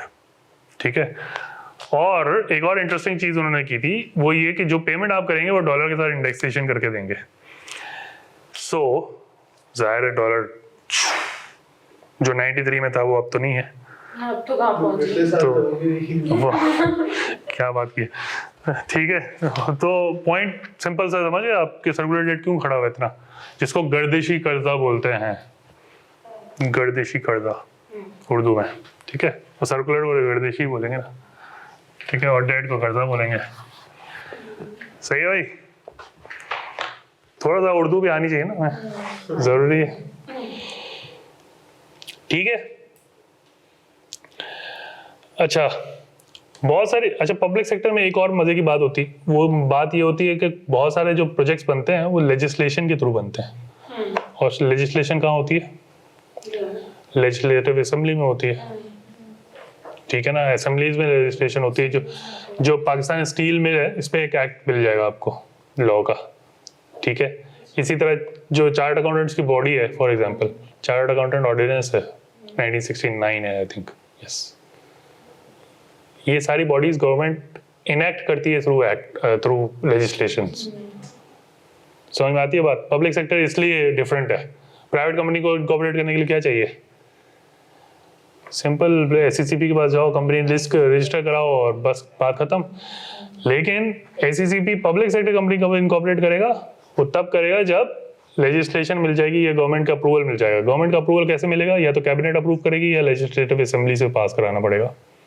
एग्रीड? कोई सवाल आया आपके ध्यान में? प्राइवेट कंपनी की हम बात कर रहे हैं। पब्लिक नहीं, प्राइवेट कंपनी, पब्लिक की बात कर रहा हूँ ना। हाँ, पब्लिक कंपनी पब्लिक कंपनी कैसे? रजिस्टर करवाने से पहले ही और फिर देखिए, किसी भी कंपनी को रजिस्टर होने के लिए या काम करने के लिए एससीसीपी तो रजिस्टर होना ही होना है ना। लेकिन एससीसीपी तो रिसेंट इदारा है ना, ज्यादा पुराना इदारा नहीं है, मेरी और आपकी पैदाइश के बाद बना है, सही। ठीक है। लेकिन एससीसीपी के पास रजिस्टर होने से पहले उसको गवर्नमेंट से अप्रूवल चाहिए ना, कि ऐसा एक कंपनी बनानी है हमने। आज गवर्नमेंट ने अनाउंस किया कि यार, अच्छा बीच में एक और कंपनी, बहुत सारी कंपनीज बनती रहती हैं गवर्नमेंट की तरफ से। लाहौर में सॉलिड वेस्ट मैनेजमेंट अथॉरिटी बनी हुई है, एक कंपनी बनी हुई है विद प्राइवेट लिमिटेड के नाम से। वो किसकी कंपनी है? वो गवर्नमेंट की कंपनी है ना, वो गवर्नमेंट की कंपनी है। बट उधर जब प्रीवियस गवर्नमेंट थी, प्रीवियस गवर्नमेंट थी which was with Shahbaz Sharif, who was the chief minister at that time, he approved in his cabinet. What is the cabinet? Assembly में जो काम नहीं, cabinet is a minister's, chief ministers or the prime ministers, people who are called ministers again, ठीक है। For example, Imran Khan was a prime minister, उनके ministers कौन थे? Railway का मिनिस्टर, आईटी का मिनिस्टर, ब्ला ब्ला ब्ला ब्ला। एग्रीड? ये सारे मिनिस्टर मिला के और प्राइम मिनिस्टर मिला के कैबिनेट बनाती है, ठीक है। ये ऐसा ही है कि सीईओ के अंडर हेड ऑफ डिपार्टमेंट्स है। अब आ गया अब आ गया। तो गवर्नमेंट भी तो एक कंपनी है ना यार। If you take it from a larger context, तो गवर्नमेंट भी तो एक कंपनी है। बट वो, उसका कस्टमर कौन है? उसका कस्टमर कोई नहीं है, उसका कस्टमर पब्लिक ही है। कस्टमर भी पब्लिक है, शेयर होल्डर भी पब्लिक है। शेयर होल्डर तो पब्लिक ही है ना। We all select these people, ना? We all select these people and make main stakeholder सबसे बड़ा कौन है? पब्लिक। उसको समझा नहीं जाता लेकिन है, ठीक है। सबसे बड़ा स्टेक होल्डर कौन है? पब्लिक हो गई, ठीक है। पब्लिक ने अपने रिप्रेजेंटेटिव सेलेक्ट किए, ठीक है। पब्लिक ने अपने रिप्रेजेंटेटिव सेलेक्ट किए और लेजिस्लेटिव असेंबली में पहुंचा दिए। सही है। This legislative assembly has meetings similar to annual general meetings or general meetings of the company, right?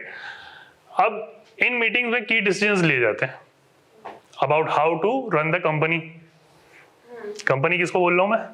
The country, ठीक है। नहीं चला लिया मैंने, चला लिया।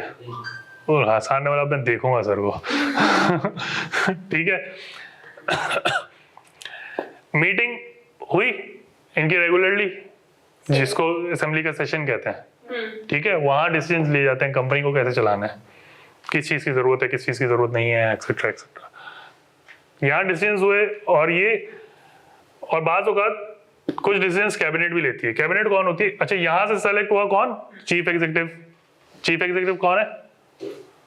The prime minister of the company, the prime minister of the country, right. Prime minister of the country is equivalent to the CEO of the company, ठीक है। His ministers are the head of the departments. Railway का department है, he is the head of the department, right?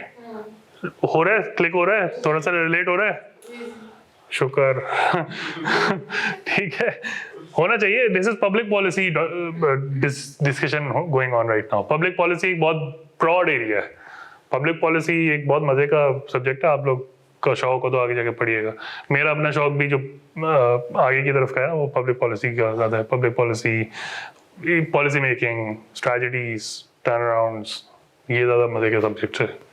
ठीक है, तो बताने का मकसद क्या था?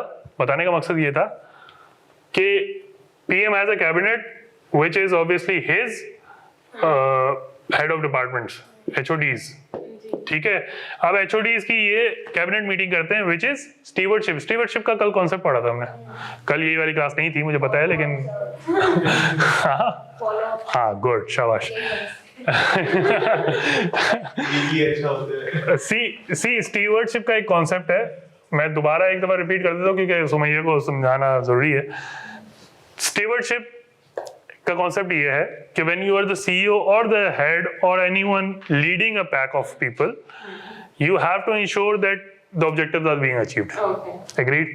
एक ऑर्गेनाइजेशन गोल बनता है, ऑर्गेनाइजेशन गोल बनता है, डिपार्टमेंट गोल बनता है, फिर इंडिविजुअल गोल बनता है। राइट? ऐसे ही होना चाहिए, होना ऐसे ही चाहिए। इंट्यूटिवली समझ में आती है बात।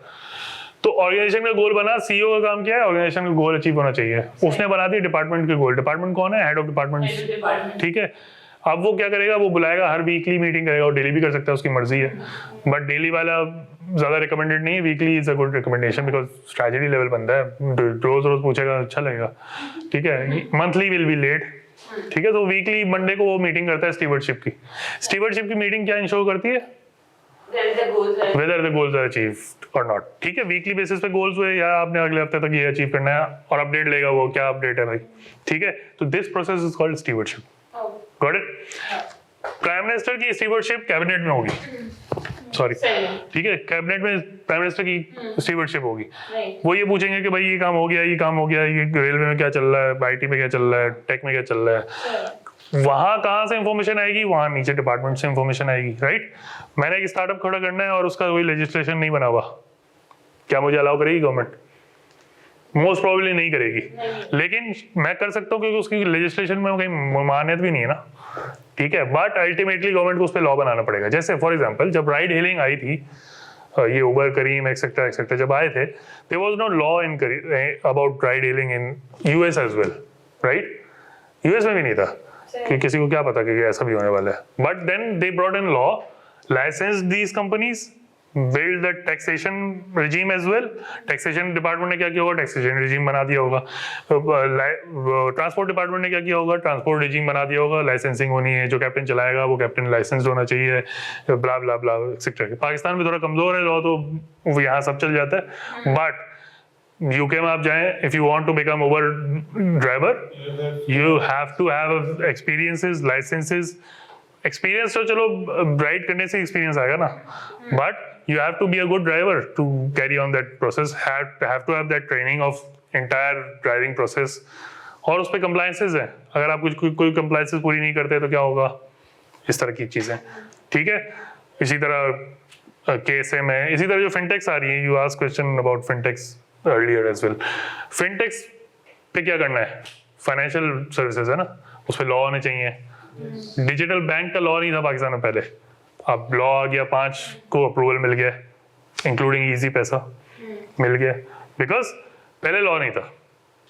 EMI लाइसेंस था, इजी पैसा के पास पहले अमेंडमेंट आती है। मेरा समझाने का मकसद ये था कि सारे जो प्रोसेसेस हैं ये यहाँ से निकलते हैं, कैबिनेट से, और अगर उसमें लॉ की जरूरत पड़ती है तो cabinet recommends the prime minister, let's take it to the assembly where the entire legislation can be done. ठीक है, जो चीजें करंट बिल से निकल जाती हैं वो कैबिनेट अप्रूव कर देती है, लेकिन जो नहीं हो सकती वो असेंबली जाती है। हाँ एग्जैक्टली, गुड।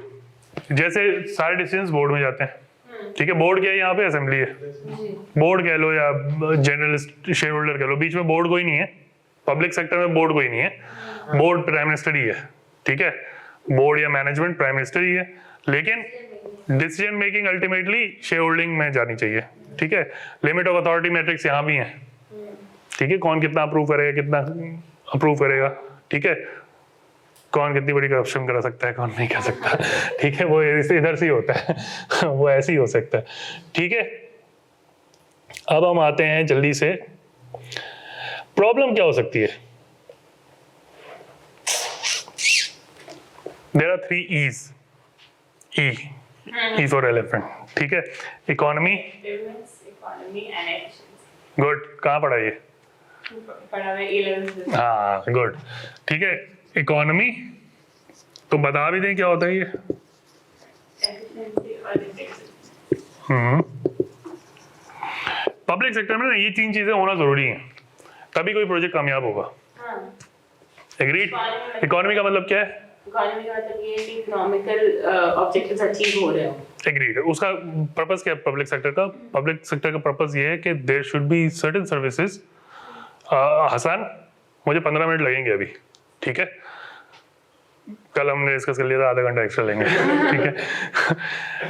इकोनॉमी का मकसद क्या है? पब्लिक सेक्टर की एग्जिस्टेंस क्यों है? इसलिए ताकि जनरल पब्लिक एट लार्ज को वो सर्विसेज मिल सकें आसानी से जो वो प्राइवेट सेक्टर से नहीं ले सकते या ओरिजिनल प्राइस पे नहीं ले सकते। फॉर एग्जांपल, जो रैपिड बसेस चल रही हैं इस कराची में, they are charging minimal prices, right. स्वेल बंद हो गई, क्यों? क्योंकि they were offering services at a very lower price than they should be offering. एक वैन जा रही है 50 रुपए किराया लेके एक ही बंदे को उठा के, कैसे चलेगा? प्रॉफिट नहीं है ना, ठीक है। फ्यूल प्राइस बढ़ेगी, प्रॉफिट नहीं हो सकता। It was a bad model that they were working on, इसलिए स्वेल धड़ाम से गिर गई, गायब हो गई ना। मार्केट में कहाँ है? नहीं है। वो जहाँ शुरू हुई थी इजिप्ट में, वहाँ भी बहुत मिनिमल चल रही है इस वक्त।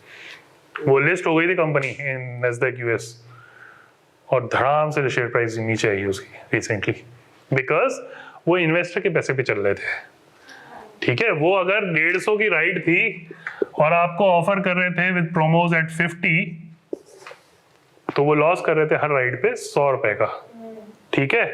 तो वो कहाँ से आ रहा था 100 रुपया? वो इन्वेस्टर का पैसा बर्न हो रहा था। और फिर आपने वो वाला जो बताया था कि यूएस में जो चल रहा है, इन्वेस्टर्स, हाँ, इन्वेस्टर आजकल पैसे नहीं दे रहे, पैसे नहीं दे रहे। बस simple. Now you can connect how why business was affected, right. इस तरह कनेक्ट करना है, ठीक है। इन्वेस्टर के पास पैसा नहीं है, पैसा है तो सही, लेकिन वो अपना पैसा बचाना चाह रहा है ना। बचाना क्यों चाह रहा है? वो देख रहा है कि आगे हालात अच्छे नहीं है, ठीक है। वो सेफ इन्वेस्टमेंट करना चाह रहा है। सेफ इन्वेस्टमेंट में इंसान क्या करता है? या तो मनी मार्केट में इन्वेस्ट करता है या कमोडिटीज में इन्वेस्ट करता है। फॉर एग्जांपल, अगर हालात आजकल खराब हो रहे हैं तो मैं अपना गोल्ड में इन्वेस्ट करूंगा, क्योंकि gold is a good instrument, simple instrument, वो किसी वक्त भी लिक्विड हो सकता है। It's a very good liquid instrument, right. या मैं एक अच्छा इन्वेस्टर होऊंगा तो मैं वो एसेट उठाऊंगा जिसका रेट आजकल ज्यादा मिल रहा है। फॉर एग्जांपल, अगर मैं आज के दिन में बैंक में भी पैसे रख दूं, if I accept interest earning as well, तो मैं क्या करूंगा? बैंक में पैसे रख दूंगा, 17% आ रहा है एनुअल रिटर्न। मसला क्या है? 15 depending on the banks offering, but आज का, हाँ, पॉइंट यही है। देखिए, इन्फ्लेशन से पैसा कम हो रहा होगा आपका, वैल्यू तो कम हो रही होगी, बट वैसे जितना अमाउंट है वो तो नहीं हो रहा। कॉन्सेप्ट क्या है इकोनॉमिक्स का? कॉन्सेप्ट क्या है इकोनॉमिक्स का? कॉन्सेप्ट ये है कि if your inflation is for example at 10%, your interest rate should be around 10 to 11% easily, so that you're losing 10% of your value, but you're getting 10%. point simple सा है, agreed? So investor ने यही किया, swell इसी तरह से धड़ाम से गिर गया। इसी तरह बहुत सारे स्टार्टअप्स के आजकल आपको आवाजें नहीं आ रही होंगी, आ रही है कोई आवाज? नहीं आ रही। बहुत ज्यादा स्टार्टअप्स की आवाजें नहीं आ रही कि इसको इन्वेस्टमेंट मिल गई, उसको इन्वेस्टमेंट मिल गई, खामा इन्वेस्टमेंट मिल गई। खामा आपको किसी को भी नहीं मिलनी आजकल, अगले 2 साल तक किसी को खामा नहीं मिलेगी, अनलेस के दे परफॉर्म। मिलेंगी, लेकिन अच्छे बिजनेसेस को मिलेंगी, अच्छे मॉडल्स को मिलेंगी। This was a very bad model, very bad model, ठीक है। लेकिन ये मॉडल कौन कर सकता है? Coming back to the topic, government कर सकती है। गवर्नमेंट कर रही है ना, 50 रुपए ले रही है ना अभी। 50 रुपए ना, कितना है? 50 है। 50 है तो इतनी बड़ी बस चल रही है, 50 में कैसे चल रही है? गवर्नमेंट सब्सिडाइज कर रही है ना उसको। गवर्नमेंट का काम ही यही है, उसने प्रॉफिट कमाना नहीं है, उसने सिर्फ तनख्वाह देनी है अपने लोगों को जो इस पूरे निज़ाम को चला रहे हैं, ठीक है।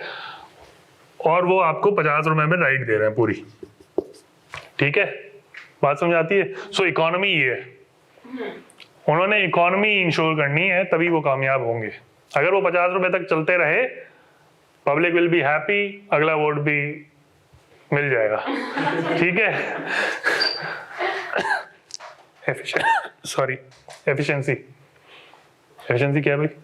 सिंपल वर्ड है, कितना efficiently आप काम करोगे। वाह, लफ्जी मायने जो है ना, मेरे बच्चे लफ्जी मायने बहुत अच्छा करते हैं।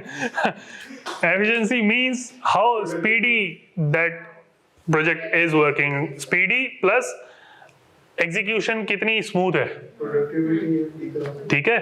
लाहौर में इकोनॉमी स्केल भी तो आ सकता है efficiency।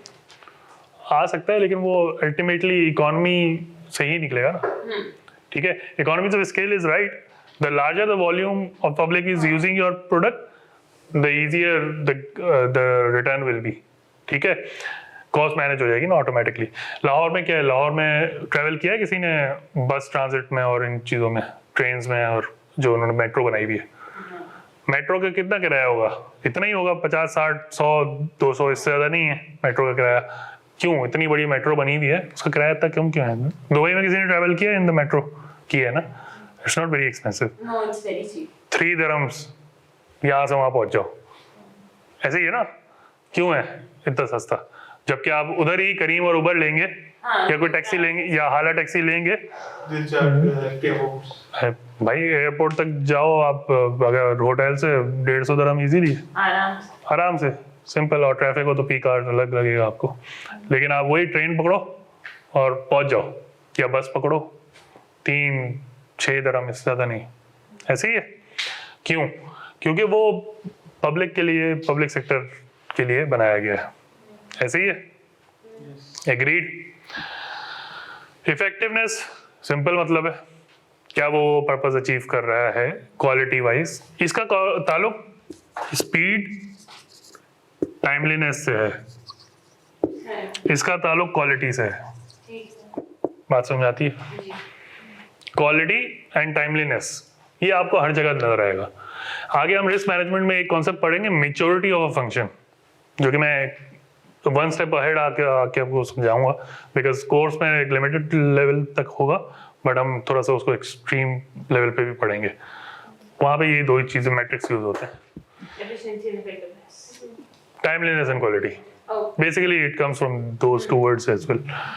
मतलब क्या है, किसी भी डिपार्टमेंट को अगर उसकी मैच्योरिटी को देखना है ना, तो ये चेक करो कि जो उसकी जिम्मेदारियां हैं वो टाइमलीनेस के हिसाब से सही चल रही हैं, और जो उसकी जिम्मेदारियां हैं वो क्वालिटी आ रही है उसमें नहीं आ रही है, बस खत्म बात। फिर वो डिपार्टमेंट सही परफॉर्म कर रहा है। केपीआई देखने का ये तरीका है ना। Getting agreed. agreed. Public sector में मसला क्या आ सकता है? Public sector में तो ये हम्म, कि corruption and bribe, क्या, सॉरी? bribe. हाँ एग्जैक्टली, गुड। ब्राइबरी का थोड़ा ताल्लुक, थोड़ा टच कर देता है वो अक्सर आपके पेपर में भी, अगर वो पब्लिक सेक्टर का क्वेश्चन देता है ना, Under the table और तो सारी चीजें। ब्राइबरी जैसे लफ्ज वो यूज करता है, ठीक है। ब्राइबरी करप्शन के वर्ड भी डायरेक्टली यूज करता है, वो मसला नहीं है, ठीक है। अब वो मसले क्या, कैसे क्वेश्चन पूछेगा, वो पूछेगा कि यार इस डिपार्टमेंट में ये मसला चल रहा है, करप्शन हो रही है, ब्राइबरी हो रही है, सुना है कि एफिशिएंसी आ नहीं रही है प्रोजेक्ट में। एक प्रोजेक्ट बन रहा है फॉर एग्जांपल, एक पावर प्लांट लग रहा है गवर्नमेंट के मदद से, और उसमें डिलेज आ रहे हैं, और जितना डिले होगा उतना खर्चा बढ़ेगा, ठीक है। कहा जाता है ना कि यार इतने अरब का प्रोजेक्ट था, इतने अरब का हो गया आज, ऐसे ही है। तरबेला डैम, तरबेला है ना, कौन सा, कालाबाग डैम। कालाबाग डैम एक जमाने से बनने का प्रोजेक्ट चल रहा है, ठीक है, लेकिन अब तक बना नहीं है ड्यू टू पॉलिटिकल रीजंस। उस वक्त बन जाता है तो उसकी कॉस्ट एक डिफरेंट होती है, आज बनेगा तो आज डिफरेंट कॉस्ट होगी, ऐसे ही है। अब आपके पास सवाल आएगा केस स्टडी में कि ये सारे मसाइल हैं, प्रोजेक्ट का भी ब्रीफ देंगे, वो एग्जिबिट देंगे, उसमें बताएंगे कि ये प्रोजेक्ट की ब्रीफ है, ये काम होगा, इस तरह होगा, ये बंदा जिम्मेदार है। फिर आपको स्ट्रक्चर देंगे गवर्नेंस का पूरा, ये बंदा सीईओ है, सीईओ मींस गवर्नमेंट ने इसको सीईओ रखा है इस प्रोजेक्ट का, या प्रोजेक्ट मैनेजर रखा है फॉर एग्जांपल, उसके अंडर ये टीम है, ये कॉम्पिटेंसीज हैं एक्सेट्रा, ये सारी चीजें आपको बताएंगे वो। फिर आपसे सवाल इस तरह के पूछेंगे कि अच्छा, फिर ये भी बताएंगे करप्शन होती है, शिकायतें आ रही हैं वगैरह वगैरह। अब आपसे बोलेंगे अब क्या करना चाहिए, इस तरह के सवाल होंगे। How to resolve the issues, how to implement controls and audit as well. तो यहाँ पे वो सारी चीजें टच कर जाएगा। आपका जो पेपर है वो एक ही सवाल है ना, बेसिकली एक ही केस है, उसमें वो आपसे लीडरशिप के मुताबिक भी सवाल पूछ सकता है, आपसे गवर्नेंस के मुताबिक भी सवाल पूछ सकता है, रिस्क रजिस्टर दे देगा, साथ में, ये रिस्क हैं, अब आप आइडेंटिफाई करें इन्होंने सही से रिस्क आइडेंटिफाई किए या नहीं किए। ऑडिट रिपोर्ट भी दे सकता है वो, पिछली ऑडिट रिपोर्ट में यही ऑडिटर ने इरेगुलरिटीज आइडेंटिफाई की हैं, कैसे सॉल्व होगा। सबसे पब्लिक सेक्टर में, जैसे आप पब्लिक सेक्टर का लफ्ज देखें ना, आप ये एक्सपेक्ट करेंगे गवर्नेंस पे सवाल है, बिकॉज पब्लिक सेक्टर में सबसे बड़ा मसला गवर्नेंस का है। आज पाकिस्तान का क्या हाल है, ये गवर्नेंस की वजह से यही है। एग्रीड। सो यहाँ पे सवाल ये आएगा कि स्ट्रक्चर इस तरह का बना हुआ है, फिर आप उसमें अगर करप्शन और ब्राइबरी जैसे मामला देखेंगे तो आप ये रिकमेंड करेंगे कि ऑब्वियसली यहाँ से ये बंदा रिप्लेस होना चाहिए, वो बंदा रिप्लेस होना चाहिए, नई टीम आनी चाहिए फॉर एग्जांपल। इस तरह की रिकमेंडेशन भी आप दे सकते हैं, मना नहीं है, but it depends how the question is being drafted, right. ठीक है, आगे वो वाला सवाल करेंगे हम पब्लिक सेक्टर वाला। एग्रीड। अच्छा जी, ओके। और यहाँ क्योंकि स्टेक होल्डर एक मसला और भी है यहाँ पे, एजेंसी रिलेशनशिप। एजेंसी रिलेशनशिप का क्या मसला है? प्रिंसिपल कौन है यहाँ पे? शेयर होल्डर्स होते हैं ना, प्रिंसिपल तो अल्टीमेटली शेयर होल्डर्स है, public is the share holder. Agreed. तो मेरा डायरेक्ट एग्रीमेंट तो नहीं है एजेंट के साथ। किसी को भी मैं हायर करता हूँ, किसी को भी मैं प्रोजेक्ट मैनेजर रखता हूँ, आई कैन नॉट से कि इसको नहीं रखो। एग्रीड। यहाँ पे गवर्नमेंट रिप्रेजेंटेटिव जिसको मैंने सेलेक्ट करके भेजा है वो डिसाइड करेगा। अब वो उसमें बायस भी आ सकता है, ट्रांसपेरेंसी का मसला भी आ सकता है, वगैरह वगैरह। तो यहाँ एजेंसी का बहुत बड़ा मसला है, ठीक है, वो टच कर सकता है इस चीज को भी केस में आके। एग्रीड। अच्छा जी, अगला है एनजीओज। एनजीओज में गवर्नेंस का, एनजीओज का एक सवाल देखा था हमने पहली क्लास में, याद है, पास पेपर का, जो एग्जाम्पल मैंने समझाया था, वाइल्ड लाइफ वाला। वाइल्ड लाइफ वाला याद यही क्लास थी।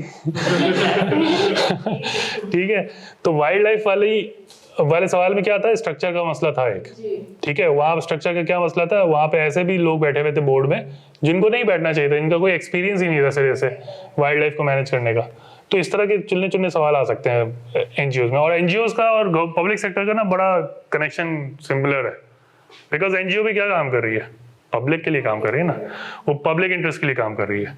अगर वो प्राइवेट इंटरेस्ट पे चली गई तो उसको प्राइवेट कंपनी होना चाहिए, एनजीओ क्यों चला रहे हो भाई? ठीक है, या अगर वो प्रॉफिटेबल होने की कोशिश में लग गई तो एनजीओ चलाने की जरूरत ही नहीं है। टीसीएफ is an NGO, ना, right? Yes, TCF. It establishes schools around the country with your and my money that is being donated to them, right? Yes.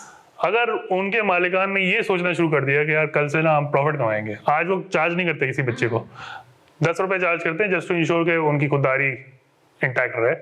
अगर वो भी नहीं दे सकते आप तो कोई मसला नहीं, ठीक है। एग्रीड। इनफैक्ट हाँ 200 रुपए शायद चार्ज करते हैं, बट 10 रुपए उससे चार्ज करते हैं जिसके पास कुछ भी नहीं होता। Still someone can go free as well, इतनी भी पॉलिसीज हैं उनकी। बट वो क्यों कर रहे हैं ऐसा? 200 रुपए खर्चा तो नहीं है ना उनका पर बच्चा, ठीक है। उनका पर बच्चा का खर्चा कितना है? आई थिंक 1400 है, yes. But they are not the profit organization also, they are running on the donations. Yep. और फाइनेंशियल स्टेटमेंट्स कैसे बनती हैं एक एनजीओ की, पता है आप लोगों को? बनाइए कभी? पीएनएल जो होता है ना, पीएनएल नहीं होता उनका, प्रॉफिट एंड लॉस स्टेटमेंट नहीं होता, तो फिर इनकम एंड एक्सपेंडिचर की तरह बनता है। अच्छा, हाँ, ठीक है, इनकम एंड एक्सपेंडिचर की तरह बनता है और नीचे लिखा होता है सरप्लस। सरप्लस या डेफिसिट। प्रॉफिट नहीं लिखा होता, सरप्लस या डेफिसिट लिखा होता है। एग्रीड। तो यहाँ पे इनकम आ गई, यहाँ पे एक्सपेंडिचर आ गया। अच्छे वर्ड और भी यूज होते हैं, प्रोसीड्स यहाँ पे भी लिखा जाता है कभी कभार, ठीक है, या इनफ्लोज लिखा जाता है या आउटफ्लोज लिखा जाता है, इस तरह के वर्ड्स भी यूज होते हैं। बट प्रॉफिट यूज नहीं होता, रेवेन्यू यूज नहीं होता, इस तरह के वर्ड्स यूज नहीं होते, ठीक है। और यहाँ पे डोनर्स और हाँ मतलब इस तरह की चीजें लिखी हुई होती हैं। यहाँ पे एक्सपेंडिचर ऑब्वियसली जो भी होते हैं वो लिखे होते हैं। फॉर एग्जांपल यहाँ पे एक्सपेंडिचर क्या होंगे टीसीएफ के केस में? स्कूल की मेंटेनेंस, स्कूल की books, school uniforms, functions etcetera, events, जो भी पैम्फलेट्स, एडवर्टाइजमेंट, या मेरे जैसे या आपके जैसे डोनर से रब्ता करना, उसके लिए टीम बिठाना, सैलरीज, टीचर्स की सैलरीज, एम्प्लॉइज की सैलरीज, अच्छे खासे ग्रेजुएटेड बच्चे काम करते हैं उधर IBN लम्स के, अच्छा इंस्टीट्यूट है काम करने के लिए। सो सरप्लस आया, यहाँ पे सरप्लस लिख दिया उसने, सरप्लस लिख रहा है, प्रॉफिट नहीं लिख रहा। और लॉज में लिखा हुआ है कि द बोर्ड और द फाउंडर्स और the owners can not take profit out of this company, so dividend का कोई कॉन्सेप्ट नहीं है, ठीक है। जो है वो कंपनी का ही है। हाँ, जो है वो उधर ही रहेगा, उधर ही रहेगा और उधर ही खर्च होगा, ठीक है, क्योंकि वो मेरे और आपके जैसे डोनर्स का पैसा है, पब्लिक एट लार्ज को आपने वो किया है ना, एग्रीड। सो उधर की गवर्नेंस और पब्लिक सेक्टर की governance will be a bit of match, mix and match. Public sector ज्यादा बड़ा होता है, एनजीओ छोटा होता है, बट हमें ये समझना होगा कि इंटरेस्ट लेवल किसका है, गोल क्या है, इंटरेस्ट क्या है, ये देखना पड़ेगा, ठीक है। मैंने एक स्ट्रक्चर कल समझाया था क्लास में, मैं दोबारा समझाऊंगा जब प्रैक्टिस क्वेश्चंस आएंगे, कि पेपर करते हुए सवाल पढ़ने के बाद पहला डब्बा आपको क्या बनाना है, पहला एक बॉक्स बनाना है, उसमें सारी इंफॉर्मेशन हमने प्लॉट करनी है पहले, उसके बाद हम सवाल करेंगे, ठीक है, which includes who is the audience, what is the purpose, what is the goal, what is your role, what do the examiner wants to achieve, वो एक डब्बे में बनेगा, उसके बाद क्वेश्चन अचीव होगा, वरना नहीं होगा, ठीक है। ओके, पॉलिसी थोड़ा बहुत समझा दिया मैंने। पॉलिसी ऑब्जेक्टिव्स क्या होते हैं? किसी भी पॉलिसी को इम्प्लीमेंट करने के लिए गवर्नमेंट उस पॉलिसी की इम्प्लीकेशंस देखती है कि ये पॉलिसी बनना क्यों ज़रूरी है, इससे इम्पैक्ट कौन से लोग होंगे और कैसे होंगे, और उसमें एक्सपेंडिचर्स और प्रॉफिट और ये सारे गेम किस तरह मैनेज होगा, बजट्स एक्सेट्रा, ये सब होगा। लेकिन वो पब्लिक इंटरेस्ट में सोचेंगे, कंपनी अपने इंटरेस्ट में सोचती है, गवर्नमेंट पब्लिक इंटरेस्ट में सोचती है, दोनों में फर्क है। अच्छा, कंपनी भी अपने इंटरेस्ट में नहीं सोचती, शेयर होल्डर की वैल्यू बढ़ाने में सोचती है।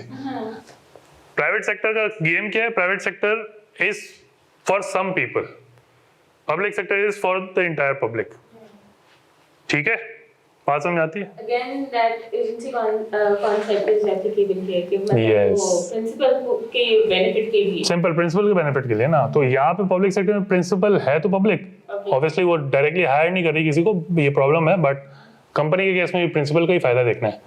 You are being hired as CEO to increase the value of your principal और द शेयर होल्डर।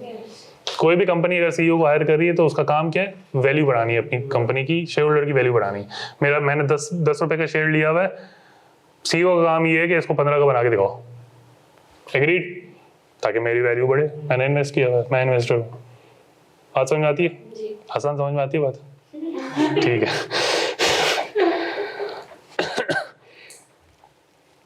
मैं सिर्फ एक नोट से आपके वो कर रहा हूँ। Strategic objectives and leadership in public sector समझ में आती है कोई? मैं सारी समझा दिया, पब्लिक सेक्टर में लीडरशिप कैसे असाइन होती है, कैबिनेट क्या होती है एक्सेट्रा, ठीक है। यूके में भी ऐसा ही होता है, यूएस में भी ऐसा ही होता है, ग्लोबली ऐसा ही होता है, ठीक है। सो देयर इज नो, सिर्फ यूएस में प्रेसिडेंट है तो प्रेसिडेंट की अपनी कैबिनेट नहीं कहता, वो उसको सेक्रेटरीट्स कहता है, ठीक है। मसला वही है, वहाँ भी कांग्रेस है, यहाँ असेंबली है, नेशनल असेंबली, यहाँ 2 टियर असेंबलीज हैं, सेनेट अलग है, वो अलग है, यूएस में नहीं है, यूएस में एक ही कांग्रेस है, राइट। और आगे जाके पेंटागन आता है, लेकिन पेंटागन सेनेट वाला काम नहीं करता, पेंटागन एस्टैब्लिशमेंट, ठीक है, okay. And not profit organisation में एजेंसी रिलेशनशिप कैसे होगा बताएं? और फिर प्रॉफिट ऑर्गेनाइजेशन में एजेंसी रिलेशनशिप कैसे होगा? पब्लिक सेक्टर मेंबर्स जो है वो प्रिंसिपल होंगे। मेंबर्स कौन होंगे? जैसे फॉर एग्जांपल एक क्लब है जिनके पास मेंबरशिप है, जिन्होंने सब्सक्रिप्शन ली, सब्सक्राइबर्स हैं, good, these are the principal. हाँ बिल्कुल कह सकती हैं, agreed, agreed. These can be members जो डोनेट कर रहे हैं, बेसिकली वही वाला कॉन्सेप्ट है, डोनेशन वाला concept. And then again, the facilities that are being provided in the club or whatever the non-profit organization is, it is for them. ऐसे ही है, तो एजेंसी का रिलेशनशिप उनके साथ डिटरमाइन होगा, राइट। हाँ, उन्होंने मैनेजमेंट हायर की हुई है, किसने हायर की हुई होगी? डोनर्स ने हायर की हुई, डोनर्स की बनेगी कमिटी जो कि बोर्ड कहलाएगी, बोर्ड ऑफ गवर्नेंस कहलाएगी। बोर्ड ऑफ गवर्नेंस कहाँ से आते हैं? Not profit, board of governance कहते हैं ना नॉर्मली नॉट प्रॉफिट ऑर्गेनाइजेशंस में, बोर्ड होता है उनका भी। वो कहाँ से आता है? वो इन्हीं मेंबर्स के अंदर से आता है, और वो मैनेजमेंट हायर करते हैं और वो इम्प्लीमेंट करते हैं, सिंपल वही एजेंसी का रिलेशनशिप, ठीक है। आप लोग कंफ्यूज ना हो इसलिए मैं ये सारी चीजें समझा रहा हूँ, वरना है वही चीज सारी, ठीक है। Oh, by the way, ChatGPT ने अब $20 का जो है वो subscription charge yes, profit earn करना है यार, ऐसे थोड़ी पैसे आएंगे। Chat GPT is a Microsoft company by the way. Yep, Microsoft made the biggest deal of the century right now. Google से ऊपर चले जाएगा Microsoft easily। ठीक है, बाकी हम नोट्स में मैं ऐड कर लूँगा चीज़ें, ठीक है। I'll be sending the notes, हाँ मैं कर देता हूँ, ठीक है, व्हाट्सएप पे शेयर कर दूँगा, ठीक है। उसमें डिटेल रिस्पॉन्सिबिलिटीज़ किसकी क्या हैं, कैसे हैं, वो सब लिखा है मैंने, ठीक है। तो पढ़ लीजिएगा एक दफ़ा, डिस्कस हमने सब कर लिया है, बट पढ़ना ज़रूरी है ताकि आप लोगों को एक अंडरस्टैंडिंग रिवाइज हो जाए, राइट। ठीक है, और कोई सवाल? पक्का?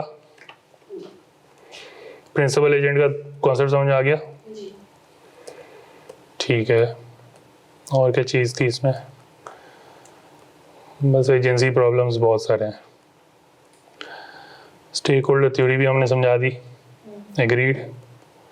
स्टेक होल्डर थ्योरी बड़ी इंपॉर्टेंट है, तो बड़ी काम की है। जो मेंटल मैट्रिक्स। यस, ऐसे ही। ठीक है जी, कोई सवाल, कोई परेशानी, आप लोग व्हाट्सएप पे पोस्ट कर सकते हैं। I have opened the chat for you guys. आप मुझे इंडिविजुअली भी टेक्स्ट कर सकते हैं, आई विल रिस्पॉन्ड।